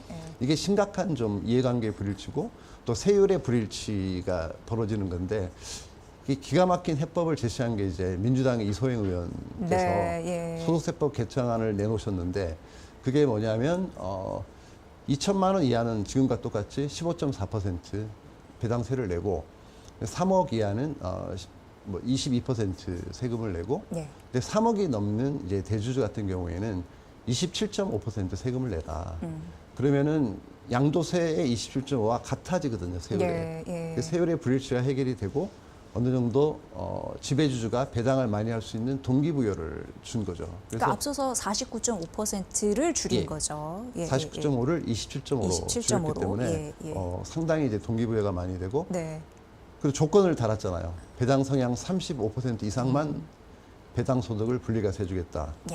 그래서 현재까지 보통 한 25% 수준의 이제 배당 성향이 좀 평균적인데 여기서 한 40%가 올라가는 거니까 이 정도만 해도 이제 주가가 크게 올라갈 이제 요인이 됐었는데 최근에 나오는 얘기가 좀 뭐 38.5까지 올리겠다고 다시금 하니까 그러니까 올렸으니 그 기대감이 후퇴됐다라고 얘기할 만 하더라고요. 지금 세율의 불일치가 또 여전히 해결이 안 되고 양도세는 27.5인데 배당세를 38.5를 매기면은 그래서 이렇게 되면은 이제 여태까지 진행해 왔던 정부의 어떤 자본시장 선진화 정책 또는 활성화, 정상화 정책이 상당히 후퇴하는 그런 느낌을 이제 투자자한테 줄 수가 있고 이틀 전에도 이제 이런 정책이 발표되면서 네. 관련 금융주들이 급락을 하는 걸 맞습니다. 봤었는데요. 예. 이런 식의 정책이 지속되면 이제 코스피 5천은 좀 힘들지 않을까 이런 생각을 많이들 하시는 것 같아요. 그러면은 기존 원안대로 그 세법 개정안이 가지 예. 않고 예. 지금 약간 수정 법안 예. 이대로 수정 간다면 예. 코스피 5천은 물 건너간다라고 예, 봐야 저는 되는 힘들 거죠. 걸로 보고 있습니다. 굉장히 그러면 지금이 굉장히 중요한 순간이네요. 코스피의 그렇습니다. 운명을 가룰. 예. 이건 뭐 어떻게 사회적 합의를 통해서 다시 원안 복구나 뭐 이런 식으로 어떻게 돼야 되는 건가요, 의장님? 저 계속 설득을 해야 될 네. 것 같고요. 아. 그러니까 이제 부자감세 프레임을 씌우기보다는 전체 예. 파이가 커질 수 있다. 그래서 오히려 이제 많은 분들이 혜택을 더 받을 수 있는 거고 배당이 늘어나면 그런 측면에서는 이제 배당 소득 분리과세만은 반드시 이제 관철해야 될 거로 보여지고 있습니다. 네. 예. 금융시장에서 투자를 하시는 분들에게도 걸린 어떻게 보면 명운이라고 할 수 있기 때문에 네. 지금 상법 개정에 이어 세법 개정도 반드시 관심을 갖고 사회적인 목소리를 내야 할 때이다라는 의견을 말씀을 해주셨습니다. 이렇게 차분차분 그 설명을 들으니까 확실히 좀 이해가 되네요. 예. 예. 그렇다면 의장님께서는 진정한 우리 주식시장의 밸류업은 어디서 예. 나온다고 보세요? 진정한 밸류업은 이제 예. 모든 이들이 다 참여를 해야 되겠지만 그 정부가 해야 될 역할은 상법 개정과 세법 개정이거든요. 상법 개정은 어떻게 보면은 좀 채찍에 해당되는 거고 세법 개정은 당근에 해당되는 거거든요. 예. 이 두 정책이 균형 있게 유지를 돼야지 어느 한쪽으로 치우쳐 버리면은 좀 주가도 이상하게 움직일 수 있어요. 네. 정말 우량한 기업이 뭐 혜택을 받기보다는 뭔가 좀 비도덕적이고 좀 문제가 있는 기업들, 너무 싼데 불안해서 못 사겠다. 이런 기업들은 좋아질 수 있겠죠. 예. 그런 짓을 못 하니까. 예. 정말 지금도 잘하고 있는 기업들은 뭐 혜택이 없는 거잖아요. 상법 개정 안 해도 잘하고 있는데. 그래서 그런 문제를 균형을 맞추려면 상법 개정과 세법 개정이 이제 균형을 맞추고 나가야지 아까 말씀드린 두 가지 코리아 디스카운트 요인, 주주 간의 이해관계 불일치라든지 거버넌스의 이제 후진성 이런 두 가지 문제가 다 해결되면 이제 진정한 밸류업 또는 코스피 5,000포인트 달성이 가능할 걸로 보여집니다. 네. 이렇게 정부가 내세웠던 공약, 코스피 5천 가보자. 이 발판이 마련됐으면 하거든요. 그 부분도 정부가 얘기를 했으니 잘 좀 해주십사 하는 바람이 굉장히 크고요. 정부도 정부인데 기업과 그리고 투자자분들도 함께 해 나가야지 이게 진정 가치가 있을 텐데 맞습니다. 기업과 투자자의 자세, 태도 이런 부분은 어떻게 해야지 바람직하다고 보세요? 기업들은 돈을 잘 벌어야죠. 예. 먼저 이익 창출. 이익 창출입니다. 거버넌스 개선도 해야 되고 이사회의 독립성이나 전문성을 강화하면서 지속 성장 가능한 비즈니스 모델 구축이 제일 큰 일이고 그래서 돈을 많이 벌고 그 다음에 이제 주주 환원을 생각해야지 돈도 못 버는데 뭐 배당을 할 수는 없는 거잖아요. 네. 주주도 그렇게 요구하시면 안 됩니다.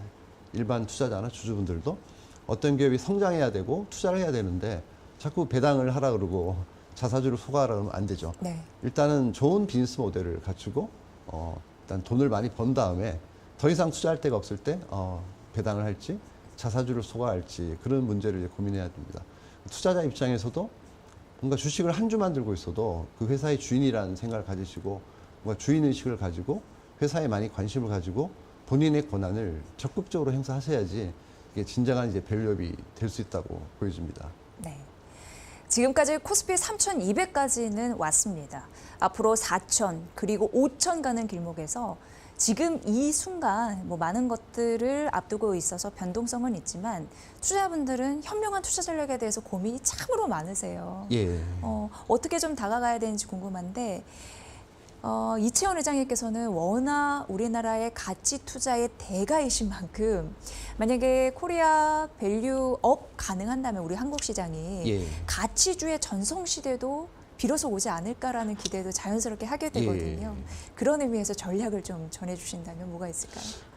가치를 형성하는 것은 여러 가지 요인이 있겠지만 보통 세 가지로 꼽습니다. 안정성, 수익성, 성장성인데요. 지금까지의 이제 한 10년 정도 과거를 보면은 좀 성장 가치에 주력했던 것 같아요. 네.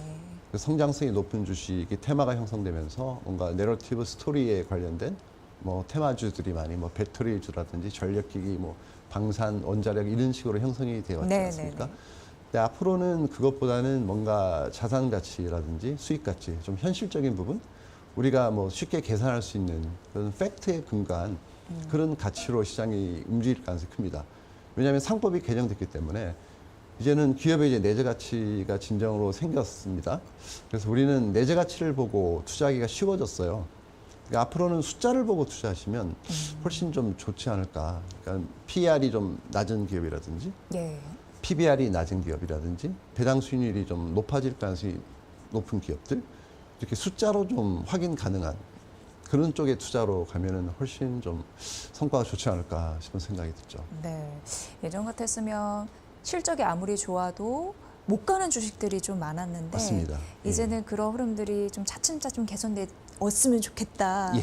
이런 생각 해보게 되고요. 그럼 많은 분들은 어떤 업종과 종목에 예. 수익률을 업할 수 있는 그런 가능성이 있을까 궁금하실 텐데 예. 의장이 좀 분석을 좀 부탁드리겠습니다. 저 업종이나 뭐 종목은 사실은 좀 말씀드리기 좀 어려운 측면이 있고 예. 미공개 정보 방지법도 있어서 지금 최근에 이제 올라간 종목들을 보시면 뭐 방산, 원자력, 조선, 업황이 좋은 것들이 많이 올랐고요. 특히 뭐 금융주라든지 지주사들이 많이 올랐습니다. 상법 개정의 수혜는 사실 지주사가 많이 받은 것 같고 금융주 같은 경우는 배당소득 분리과세의 영향을 많이 받은 것 같거든요. 그래서 지금 꽤 오르긴 했지만 아직도 룸이 좀 남아 있고 그래서 종목별로 보시는 게 중요한 것 같아요.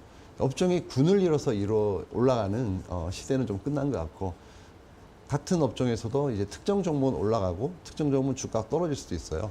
그래서 개별 종목으로 접근을 하셔서 각각의 이제 밸류에이션을 보시고 저는 PBR이 뭐 0.8 이하고 예. PR이 5배 수준 이런 기업이고 이 이익이 어느 정도 유지될 수 있다라고 보면 이런 쪽을 종목별로 이제 관심을 가지시는 게 제일 좋을 것 같아요. 네. 큰 힌트를 나름 주신 거네요, 지금. 약간 공식같이 생각해 보시면 좋을 것 같고요. 사실 세법 개정 관련해서 지금 덜컹덜컹 그럴 때 가장 듣기 싫었던 말이 뭐냐면요. 예. 많은 분들이 이래서 국장 안 하지 이런 얘기였어요. 예. 근데 사실 어떻게 보면은 우리 스스로도 예. 한국 주식시장에 관심을 갖고 투자를 해야지 사실 예. 좋아지는 거잖아요. 예, 맞습니다. 사실 코리아 디스카운트 저평가의 가장 큰 원인은 국장 참여 안 해서라고 생각이 들거든요. 예. 그런 의미에서 의장님이 보시기에 국장의 매력, 우리 한국 주식시장의 예. 매력은 뭐라고 보십니까? 한국 시장의 매력은 첫째는 이제 밸류에이션이라고 보여집니다. 예. 여전히 지금도 세계에서 제일 쌉니다.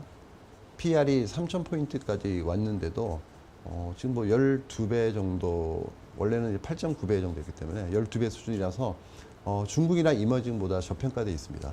이제는 그렇게까지 저평가될 이유가 많이 없어졌기 때문에 지금도 밸류에이션 측면에서 이제 매력적이라고 보여지고 그리고 우리가 이제 모멘텀이 이제 여타 국가보다 좋은 거는 이제 신정부가 들어섰다. 과거 6개월간의 정부 공백기를 거치지 않았습니까? 그런 어떤 정치적 리더십을 회복했다는 것 자체만으로도 충분히 이제 릴레이팅 될 수 있는 여건을 갖췄고 전반적으로 전 세계 경기가 썩 그렇게 뭐 좋아 보이지는 않은 거잖아요. 미국도 마찬가지로. 하지만 그런 펀더멘탈보다는 오히려 이제 릴레이팅 스토리이기 때문에 실적이 크게 안 좋아져도 어느 정도 수준까지는 이게 시장이 지금 정부가 그 정책을 펼치고 있는 게 증시 부양책 이런 게 아니거든요. 네네네. 증시 정상화 정책입니다. 맞습니다. 예. 자본시장을 정상화시키는 거기 때문에 정상화만 돼도 어느 정도 주가가 올라갈 수 있는 그런 좋은 이점을 이제 가지고 있기 때문에 한국이 굉장히 유리하고 또 마지막으로 수급도 좋습니다. 예. 다들 이제 미장으로 많이 가셨기 때문에 국장에 참여하시고 있는 분이 많지가 않아요. 국내 기관 투자가도 20년 전만 해도 액티브 소위 말하는 순수 주식형 펀드가 100조가 넘었거든요. 예. 지금 15조라고 하더라고요. 그만큼 이제 수급이 비어 있기 때문에 오히려 이 세 가지 이점들이 있어서 한국 주식이 저는 여타 경쟁 국가에 비해서는 제일 매력적이라고 보여집니다. 네. 이제 국내에서도 주식 투자를 하시는 1,000만 국민의 시대가 예, 됐습니다. 예. 주주분들이 됐습니다. 우리 한국 주식 시장의 정상화 굉장히 중요한 지금 순간에 와 있다라는 점 강조드리면서 마지막으로 시청자분들에게 당부 예. 말씀 있으시면 한 말씀 부탁드리겠습니다. 예, 갑자기 피터 린치가 평생에 외쳤던 그 말이 생각이 납니다. 장세를 보고 투자하지 말고 오직 기업의 가치를 보고 투자하라. 이 말을 되새기시면 앞으로 좀 좋은 성과가 있지 않을까 싶습니다. 네. 굉장히 중요한 말씀 오늘 해주셨습니다. 한국 주식시장은 반드시 달라져야 되고요. 그리고 정부, 기업, 그리고 여러분들의 힘, 그리고 마음이 절대적으로 필요한 요즘이 아닌가 싶습니다. 그래서 여러분의 계좌가 점프업, 퀀텀 점프할 수 있는 그 날이 빨리 왔으면 좋겠습니다. 오늘 이채원 라이프자산운용 이사회 의장과 함께 코스피 5천 시대 가는 길목에서 우리의 역할 살펴봤으니까 꼭 참고하시고 이채원 의장님의 말씀 기억해 주시면 감사하겠습니다. 의장님 잘 들었습니다. 고맙습니다. 네, 감사합니다.